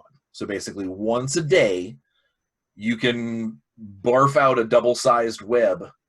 Which is what, 40 by 40 instead of 20 by 20? Yeah. Woo! That's sick. That's so Yeah. cool. It's fancy pants. And Do you have that typed up anywhere so I can add it to my character sheet? it is in the DMG, and what I can probably do, do you look at your character? Is your character sheet on D&D Beyond? It is. I can go in and just add it. Oh, awesome. So we'll just do that. All right. So, what do you guys do now that one guy's crushed under the boat? What? Who did? I mean, You landed the boat on him? Oh, yeah. He accidentally landed the boat on him, fully intentionally. Nice. one thing for those of you who are on the boat, Grazik in particular, you are actually like you're seeing Pontelius he's got like his blood is up, like he's like every time something awesome happened, it was raised fisted, like you haven't seen this side of him. He's super excited that we are winning, we're doing things. Yes. I always win. Act like you've been there before. Can't get overexcited. Come on. I was gonna give you an inspiration die, but not anymore. I'm already inspired. You look at me. All right. What are you guys doing? So you've got this bear boat landed on kind of a bluish smear. I'm guessing that those Grazik and Ixidor are probably gonna go eliminate that last guy. Yeah, was that the plan? I mean, it wasn't Ixidor's plan. Ixidor is the only one that saw where he went. No, Ixidor told Grazik where he was. Oh, okay. So Grazik knows where the other dude hid. I would gladly go track him down and club him because Grazek is not like yes at all. When you get over there, because I mean it's a heck of a trek. I mean, like that dude was running, crazy Had a feet. clip. The hole in the side of the rock leads to basically internal caves. Okay, so he's long gone. So, well, you could go after him. He was bleeding. He's left a trail. Yeah. But I just wanted to let you know that if you do, you're doing some spelunking. You're going into this cave network to go find him. Yeah. This was the crossbow guy? No, this would have been the dude that had the crystal ball. No, crystal ball got smushed. This would have been crossbow guy got killed. This would have been the first guy to run. The first dude that was like, I'm the out. least important one. The smartest one. That would have been Eliphas. Eliphas is the one that seemingly made it away. I was like, how did the guy with the crystal ball get away? No, the guy with the crystal ball got landed on. All right. Did the crystal ball get squished? Well, there's a lot of mess under the boat. And worth a look. All right. So do you want me to try to Lester, do you want me to help you fix the mosquito now? Well, I need to remove myself from the Spelljammer ship as far as like the bond, the connection. So, or can I just do that? You just sit up. Okay, perfect. I do Yeah, that. basically, once the danger factor of the ship being like sitting down, like it's at rest, you you kind of will yourself to sit up out of the chair, and it feels like two magnets being pulled apart, but it's not painful. It's just Okay. like pulling a magnet off the fridge. All right, and then when I get up off the chair, can I? I don't think I have anything that can cause a fire, because we need to get off this boat because it's oddly just caught on fire. Is what I want. I am. I'm very good at lighting this on fire. Oh, cool. Yeah. So. While you guys are doing that thing, I'm going to just investigate if there's any other supplies or anything else in the boat. And if not, I'm going to just light it on fire. There's a small box full of manacles. Uninterested. So there's 6 sets of manacles. Nope. There's quick question. How big is the longboat? the bear boat. Yeah. It's about 40 feet from end to end. So we can't like put that on the Mosquito. No. I was gonna say we could also, like, knowing that we want to upgrade the ship, even the smallest spelljamming ship is worth something. We could sell the bear ship for money, and then we could keep that. And then when we take the Mosquito, next time we go to an actual harbor or something, we could upgrade using the money from the bear ship and the Mosquito to get something else. So my thought on that is that the guy that we just basically stole the bear vessel from has got a much larger, much faster ship than the bear ship. And if we take both of them, the Mosquito ship is going to be very fast. This one's going to be sluggish and will be probably caught. And I'll probably be the one in that one. I don't want any risk of caught. I'd rather maybe leave a Githyanki item here, at least one of them that we can spare, like the crystal ball. Well, there's a bunch of them under the boat. Well, that makes sense. There was a conflict between the Gith and the crew, and they just didn't work out. That is true. There was a conflict. I mean, who's to say how the conflict started? That's true. That's definitely possible. I mean, yeah. And then they flew off in the Skeeter boat. But yes, let's fix that. I'll use mending. You hold up the wing. All right. That is actually a really good place to go ahead and, like, you guys are repairing the ship and getting ready to fly away. The once you're on the Mosquito, first off, right now it's a horror show because it's covered in lizard man parts and, like, we gotta clean this. Flayed skins and like there's a mantle of scalps. Yeah, so I definitely think Grazek would probably go off in that cave whenever that would happen. What? Like when they're fixing the boat, you're like, I'm gonna go take a look at the cave. Yep. Because again, like slavers and would not be people that do that kind of stuff. What we might do, Ben, you and I, we may have a little solo run while you go spelunking while everyone else is fixing the boat. Yeah. Because there will be some rolls and some searching involved. Yeah. The repairing of the boat is not hard. Between mending and multiple people holding and pushing, and the Mosquito has a block and tackle system on it for loading cargo. You could easily, basically, someone spin it around and use that to help hold the wing in place. As far as what's on the ship, it has a enclosed helm. It's got a regular everyday spelljamming helm, not a very highly rated one. Not that you guys know the ratings. It's a small squat chair, almost like a bar stool with a back. It's like a toilet. It's like a low toilet. It is. It does not look terribly comfortable. But what it does, Lassiter, now that you've been in a helm and you know what it feels like, when you were in that dwarven one, you had like no flexibility, you were kind of like stuck to the chair. You are positive that if you got in this, it almost feels well, no, but it almost feels like you would have more physical maneuverability. Like you actually could physically move better. Like in a Gunstar? Nice. Did you just make a Last Starfighter reference? Hell yeah. Whoa, Yeah. points for that. You have been selected to defend the Earth from the Kodan Armada. Dude, It's fantastic. But yeah, The so film that most needs to be remade. I feel like they'll fuck it up. They'll It's not fuck it up. what I would like to do is talk to Manon about my experience. Chris, let's do it. And with your ability to do your mindy things, can I transfer that knowledge to her through mind connection? oddly enough, you Not can't. because of the ring, because of her abilities. Well, yeah, as soon as you take the ring off, No, I can allow them to still communicate and with me. you, yeah, Says- you can get her ready for the experience. yeah. Yeah.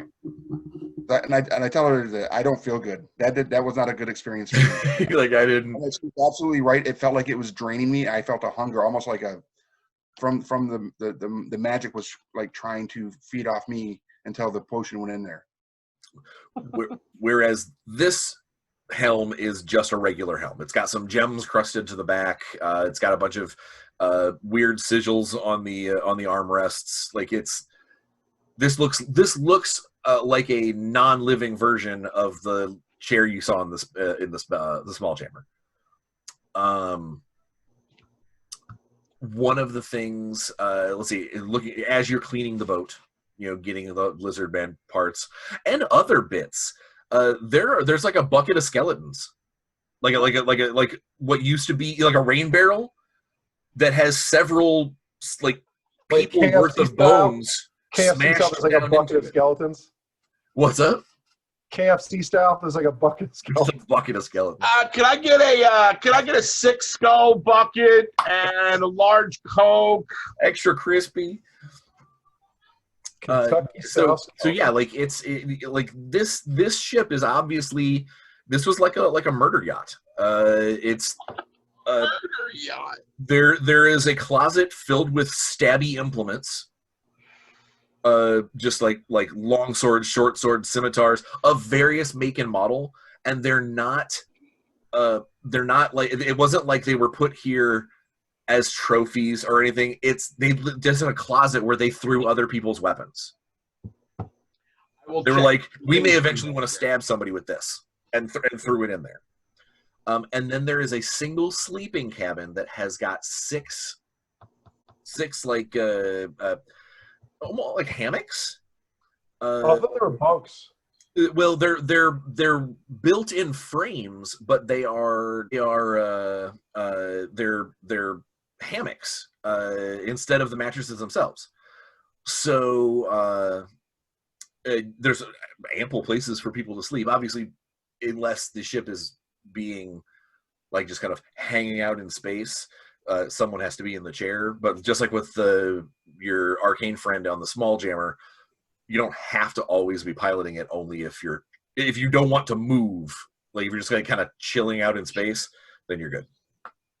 But the sleeping area where the hammocks are, there's tons of like scrolls and notes, and there's a handful of books. Most of them are written in GIF. Lassiter's Playground. I will begin to create a library, even though I don't read any of these things. But there are definitely a handful of those in Elven, a couple in Common. Some look like they may have, like, there's some like blood on the edges of some of them. Like, oh, this was probably pried from someone's cold dead hands. But it's a lot of it. Lassiter, you know GIF, correct? Yes. So it's basically like rating notes. It's, we hit this, like it'll be a couple of pages, and it'll be like dwarven ship, 14 taken, or two taken alive, 14 killed, 172 silver pieces. It's basically just notes of stuff that they have claimed. It's their D&D campaign. It's it's their encounter notes. But there are also a handful of things that look like it might be, like more like these were Elven War Dragon. We got away. Like one of those. We were in this area of space, and there was this giant Elven War Dragon, and we said it's the ship's log. It's the ship's log. It's a ship's log, but it's in just scattered around the room. It's not in any particular order, which immediately makes Ixidor want to. I'm over the moon. I get to index all this stuff. I get to cast comprehend languages. I stopped. He literally stops cleaning. You're like, begins to put things together. That's awesome. It isn't a terribly great amount of knowledge. Like, you're not going to glean any major secrets, but it will inform. But it will.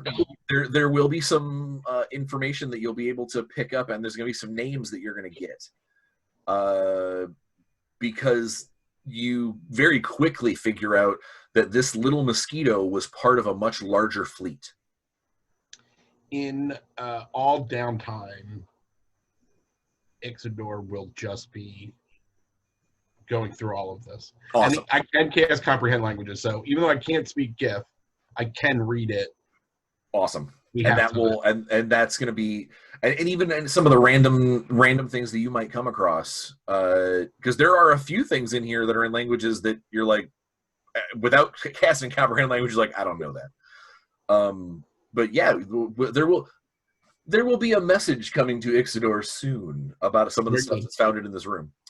But aside from that, aside from the closet full of stolen weapons, and what Menon got off of the crossbow dude, almost everything on this ship is just sort of like trophies and like heralding toward this being a little murder yacht. That it's. And they definitely called home, and they definitely know. So yes, so get out of here. So fast. All right, so yeah, then basically at the end of this session, while you guys are cleaning and indexing, and Grezek like, I'll be back to run and go spelunk after the last crewman. The scene will change slightly before the credits roll, and it will be a much larger, shining silver and gold ship that looks almost like a. Oh, I have a picture. I thought I had a picture. Okay, apparently I'm an idiot and don't have a picture. What do I do with it? Oh, I do. It looks like.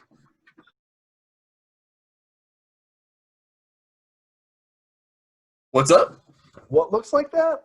This is so at the end of the episode, before the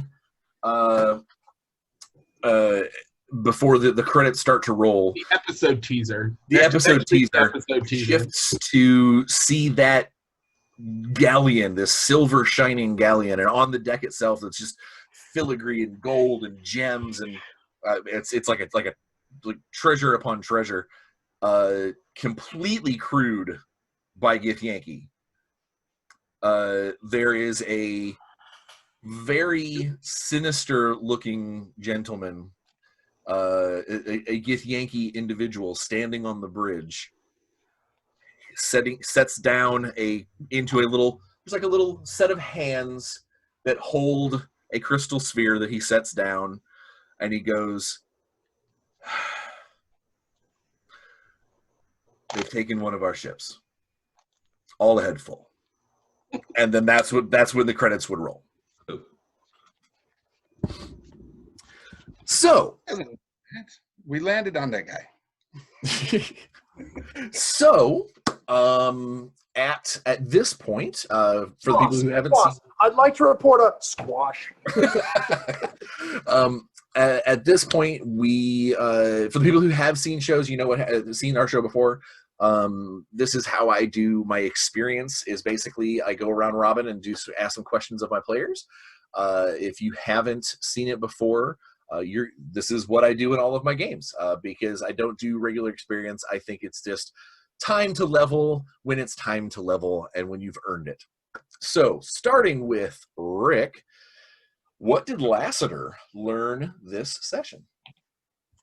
I think Lassiter. Well, first Lassiter learned the whole Spelljammer piloting thing, obviously, and also that he does not particularly care for that. The experience was not to his liking, but it was a necessity to the mission, and I think I'm going to incorporate in his play that he will now try to avoid that, but being in that position at all costs. Cool. What did Ixidor learn? Besides the fact that Ixidor is very excited to build a small library in the top bunk because he only needs a very small piece of it to hold his apartment. I think Ixidor learned that there is, again, more going on than we think is going on. The inklings are starting to come together. It kind of looked like there was like a conspiracy, and then it's like, no, there isn't a conspiracy. There's just a lot more going on. And we are very small in comparison to it. Because I don't think until today, all of the activity that we've occurred had nothing to do with the GIF Yankee. Like this is like a brand new. We still have all of the problems that we had before. It's almost like maybe you stirred up a hornet's nest, perhaps, with one of the side plots. Yeah. That maybe one of the side plots is dangerous, and you poked it, Grazik style. No, that's like this. What did Manon learn? Manon finally learned what her cloak does. It's like my fruit roll-up cloak does cool things. Yeah. About it. So that's one of the things that I like to do is a lot of times I won't use the descriptions out of the books because it's too easy for someone to go, oh, I know what that is. And I love making things seem like and you'll learn this quick, I love making things seem like they could be cursed or they're maybe not great for you or anything like that. And then finally when someone overcomes it and goes, fine, I'm trying it, I'm drinking the potion, whatever. And then suddenly it's like, oh, okay, all right. Because I do firmly believe that in a world as vast as filled with the different realms of D&D, that not every cloak of the arachnid looks the same. Because that would be boring and stupid. Is that the cloak that we found in the tunnels in that chest of drawers? Yeah. Yeah. Yeah. The one that was sticky to the touch. Yeah. Cool. Cool. What did Typhon learn today?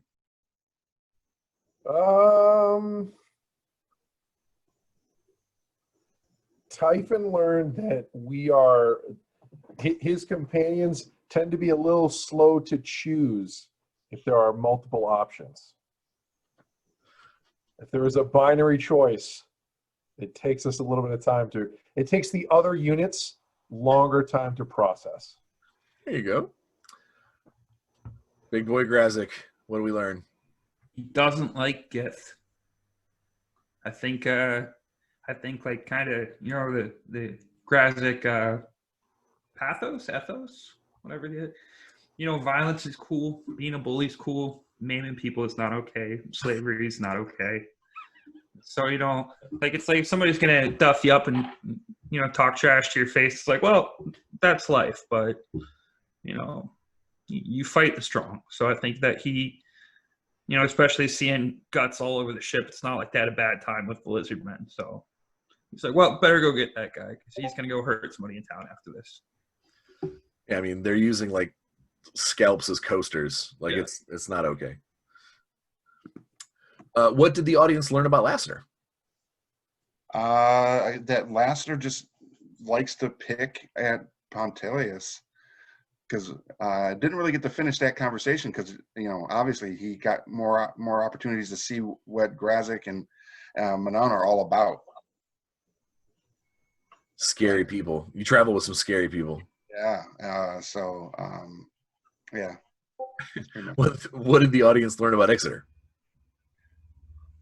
The audience learned about Ixodor that I'm not kidding when I say Ixodor has 0 offensive capability.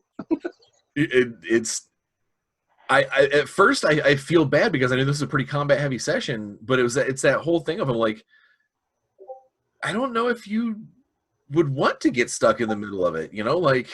Oh no, I you know, I'm having a great time. You know, I made all the choices that I made on purpose. And the fact that I decided to make the character a warlock was more about dragons than it was anything else, right? The fact that it also meant that I could do, I could heal, you know.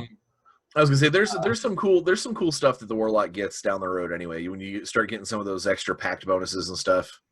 The celestial path that I have for the warlock plus the pact bonus with the familiar is really cool. I think, you know, so I again, I like it when other people are like, you know, Madden's like, oh, 400 damage, and Typhoon's just like, kill that thing, and Grazik's just like, kill that thing. That's great because it just means I don't have to do it. It's all right, fair enough. What the audience learn about me? I did keep out. I'm sorry. You at one point you were like, well, you have to be in magic missile range, and it was like, you know, yeah, that's the problem that I always have. Like, everybody has the magic missile. I've played that wizard a billion times. No, it occurred to me that I thought you were the one that cast it earlier, but it was Lassiter. Oh yeah. Yeah, when you said you didn't have it, I was like, oh wait, no, that was Lassiter. Like, it was just one of those. I just assumed that you were the one that did it first.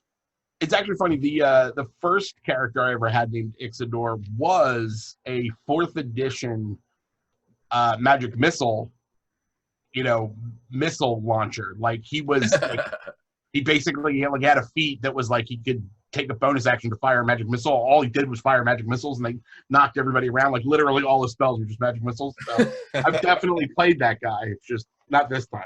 Gotcha. All right, what did the audience learn about Menon? So normally Manon isn't a murder hobo. Just a murderer. Yeah. But today, her primary goal was, we need a ship. Yeah. And the only way to get a ship was to kill the current owners of the ship. Arguably, that could be debated, but I get you. I get you. So that was her thought process for the day, and that was her plan, and that was how she was going to solve her problems. What did the audience learn about Typhon? That he's dangerous at any range.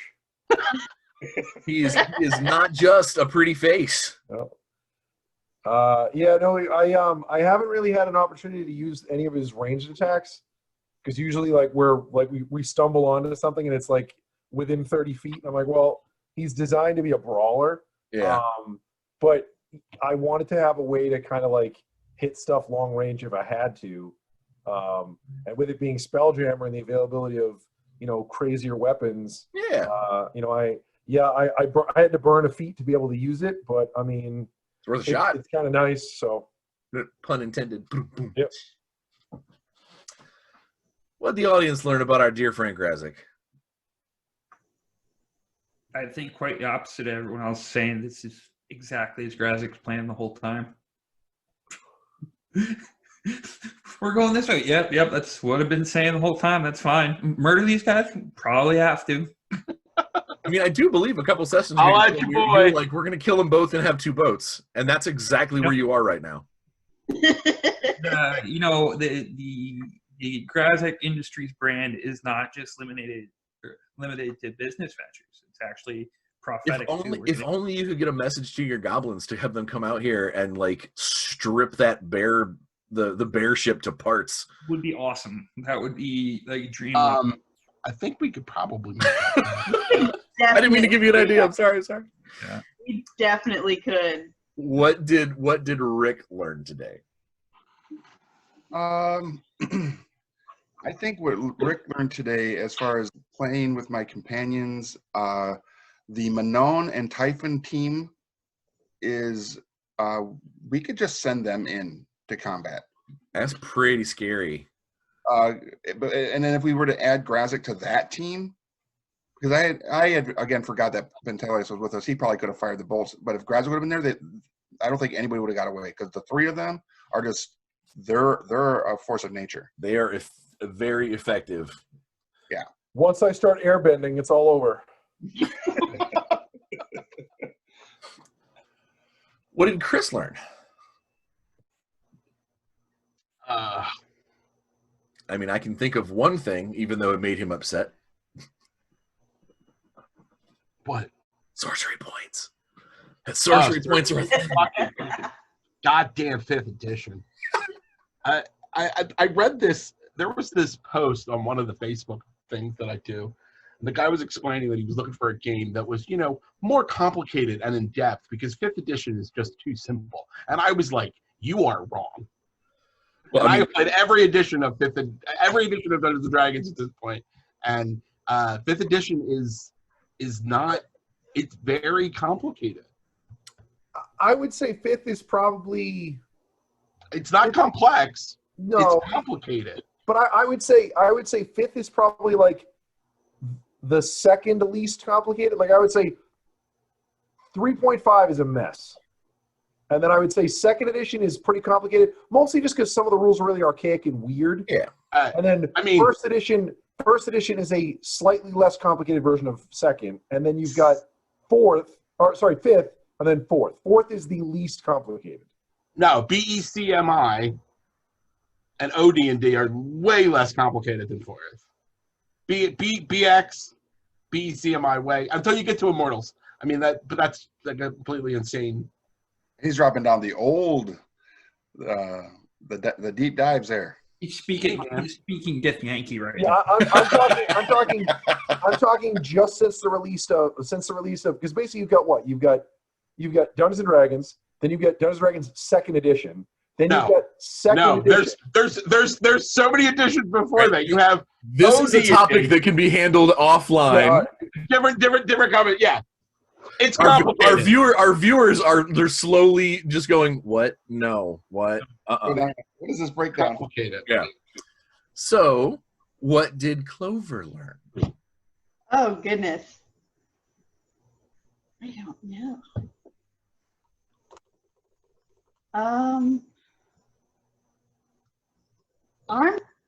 I am probably still learning about the various peoples and items in general D&D and Spelljammer. Okay. And I'm trying to pick, like, with Chaos Bolt and Dragon's Breath, like, what type of damage to do. Like, for the most part, it is all the same. Like, in all fairness and in all honesty, unless you're going up against something strange. Like, obviously, don't do fire damage to the fire elemental. Like that's just it's a given. And for some things, like, it's like, oh, I'm fighting against an undead. Radiant damage might be the way to go. But with that little exception in mind, almost all of it, unless someone is prepped for it, it's all the same. What did Jake learn?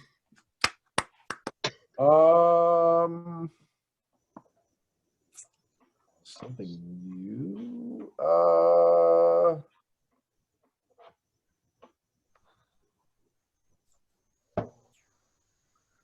don't know.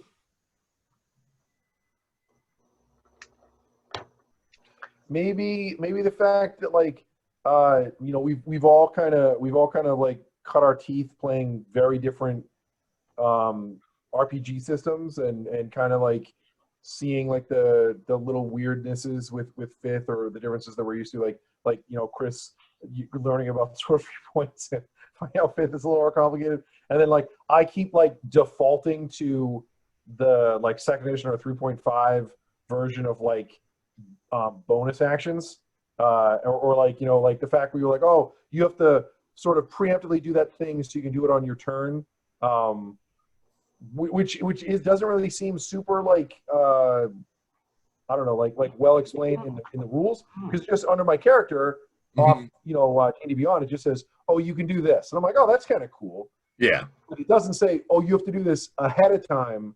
Because it's a bonus action. Bonus yeah, action. like it just says, no. it's like, oh, you can do this as a bonus action. So I'm like, oh, cool. But I mean, like, it's sort of like the weird nuances between the systems, but that's probably it. Okay. Ben, what'd you learn?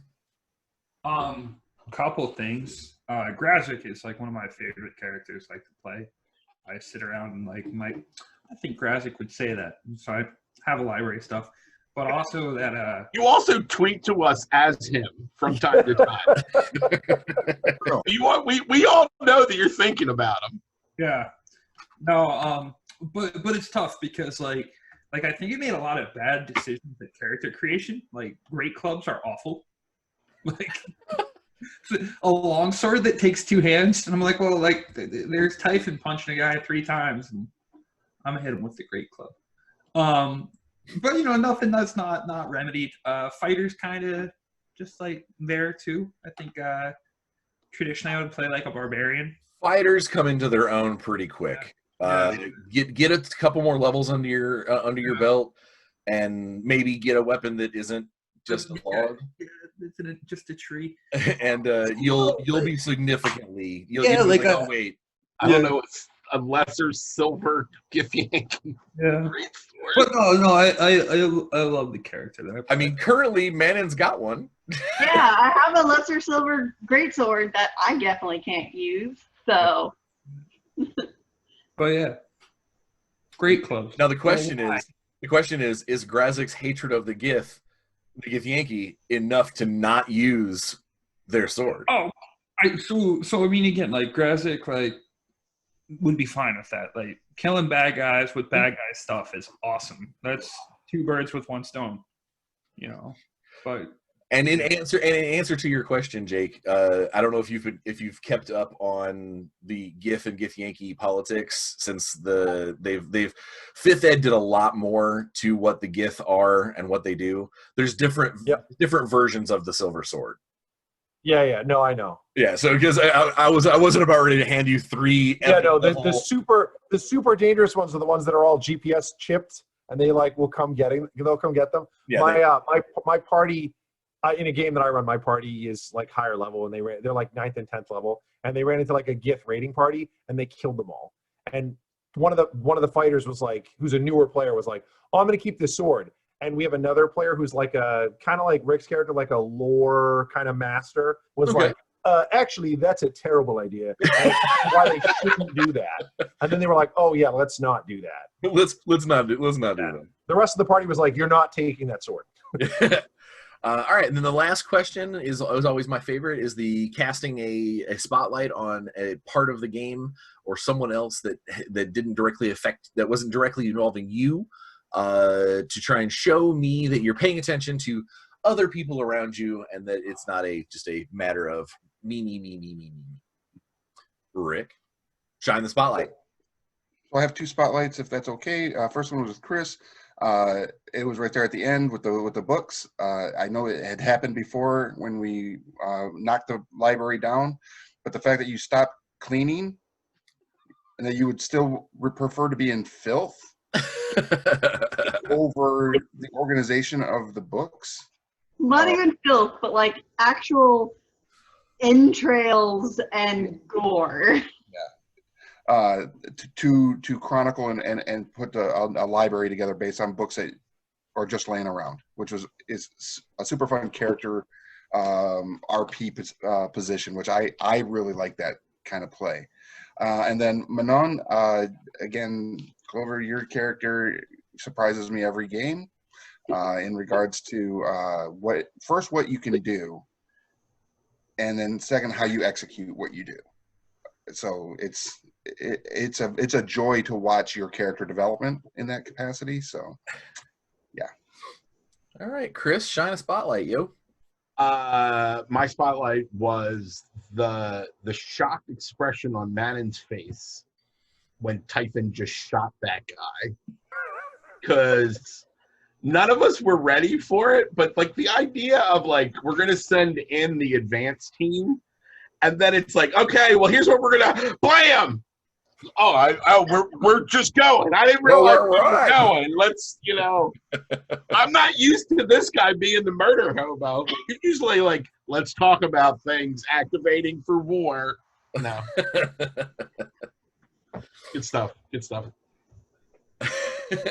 All right, Clover, you got the spotlight. My two favorite were Grazik fully just disintegrating the person with the tree. He had 3 hit points left, and you hit him with a sapling. And then, in a similar vein, Lassiter straight up landing the ship on somebody. I mean, it is one of those things where it's like if you need to be sure about, because the dude when he surrendered, the guy that you squashed the boat, he was down to like 6 hit points. He had a healing potion, but I'm like, I'm not going to stop running to drink it. And so I gave him a wisdom save to see whether or not it's like, all right, maybe they'll take me as a prisoner, and I can be like, hey, you can ransom me back to the Commodore, that kind of thing, and then you squashed him with a boat. Purely on accident. Like, I just wasn't seeing that coming. I mean, in retrospect. I mean, hindsight being what it is. Hindsight, I should have seen it coming. But at the time, I was like, nope, he's just going to keep going for that far one and leave us to deal with the one that's on the ground. No. No. All right, Jake, you got the spotlight. So I would say strictly like as someone who's a party member enjoying this as like the player, I think Rick convincing Pontelius that like we're all like psycho cannibals and we're like trying to kill him, like that is literally the gift that keeps on giving. Like So good. Like in game Typhon is like, I don't understand what's happening. Like, why is he lying to that guy?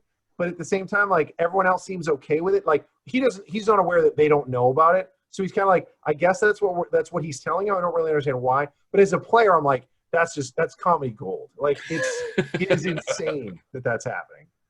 And then I'm mad that I missed it. But like, obviously landing the boat on a guy is amazing. Like I'm so mad I missed it. Ben, you got the light. Yeah, no, I liked Ixodor talking with Pontelius out of the backpack. I mean, I always appreciate carrying Chris's character around because Rat me. That moment was so great with the little hand being like.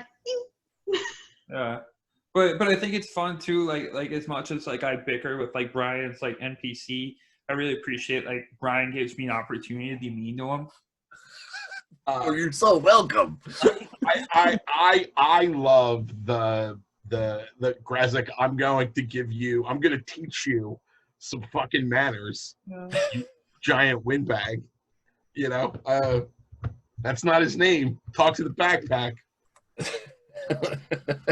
Talk to some more backpack. But I appreciate that, and I think it adds a dynamic of like realism and letting us kind of like play within the group outside of Brian just telling the story. So good job, Brian. Thank you. That's the one question that I always like to answer to is I like to shine a spotlight on something that particularly tickled me. And there is nothing I like more than when players, whether or not you did it on purpose, I don't know, but when they mix messages and they kind of blend some information together where it's not quite one thing that you learned and not quite another thing that you learned and they become sort of one amorphous blob. I absolutely love the idea that Manon thinks that when the furnace runs out that it's just going to eat the person in the chair. Because from a rule standpoint, those are two very super different types of helm, like drastic, like eons apart. If you saw a death helm, you'd go, "Oh no, that eats people." Like I get that one. Like it's covered in like spider things, you know. You're like, no, there's wires and stuff that attaches the chair to the furnace. That furnace eats people. And when you said that, I almost stepped in and was like, no, you know that the dwarf ones don't do that. But I realized that you have no reason to have any concept as to what a dwarf furnace helm does, aside from the little blurb that the Arcane guy told you while you guys were on the small jammer. He didn't tell you much. He just said this exists, this exists, this exists. And so when you took those two bits of information and went into one thing, I was like, this is fantastic. Because so from an outsider, you're like completely, you know, the world of Spelljammer is my thing. Dwarf ships, some of the dwarf vessels are literally the size of mountains flying through space. And so, you know, the in The Hobbit, the gold forges where they're like like it's just like wagon loads full of gold that goes into these things. Imagine that, but it's like rings and scrolls and potions, and that's what keeps these mountains flying. And the idea that you would, like, someone would say, well, the furnace forge in the library, the Brazen Library, is like 30 feet across and like 100 feet tall and has one chair attached to it. Manon she'd be like, oh my god, that could eat cities. Like that it just drains life as it just passes over things.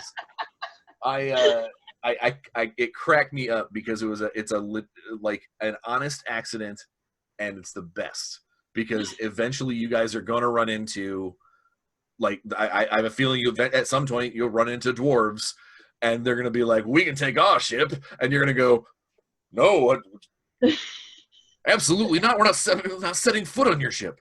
Guys, I gotta head out. I gotta get going. Oh, all right. Hey, let me start with you real quick then. How does someone find you if they need to get hold of you? Oh, it's Jake at alphamegahobby.com, or they can just go on the website and they can call the store. We're there every day except for Sunday. We've got most stuff in stock, and if we don't, I'm happy to get it for people. Awesome. Clover, you're next because we're going backwards. Yes. You can find me on Twitter as at CloverB with 3 E's. I am very inactive on Instagram as CloverB Cosplay, and then I have been more active on Twitch, showing up on the Coven MTG Ladies Magic the Gathering channel. Fantastic. Christopher? You can find me personally at All Hail King Tord on the Twitters. You can find everything that Ninth Level is up to at ninthlevel.com. Rick, you're the man. I can be found as Rick Rolls America on almost everything as far as social media. Except for TikTok. You can find me as on TikTok, I am Tabletop Santa. Then Benjamin. At BFail on Twitter, at Bearclaw, the L's a 1 on Instagram. If you want to watch me make drinks or pickles or Plays your dog. paint stuff, yeah, hang out with my dog, yeah. So, well, no matter what the case, you do cool stuff, and I love to see when you posted up the pictures of you doing pickles. I started laughing. I was by myself, and I just started cracking up laughing because I was like, "Oh my god, he's turning into Grazik. He's making pickles." Oh yeah, check out American Pickle on HBO. It's funny. You can make pickles really easily. Fantastic. And you guys all know me. I am Brian CP Steele at Brian CP Steele on everything except for TikTok. At TikTok, I am the professional nerd. This was a lot of fun, and we'll see you again in a couple of weeks.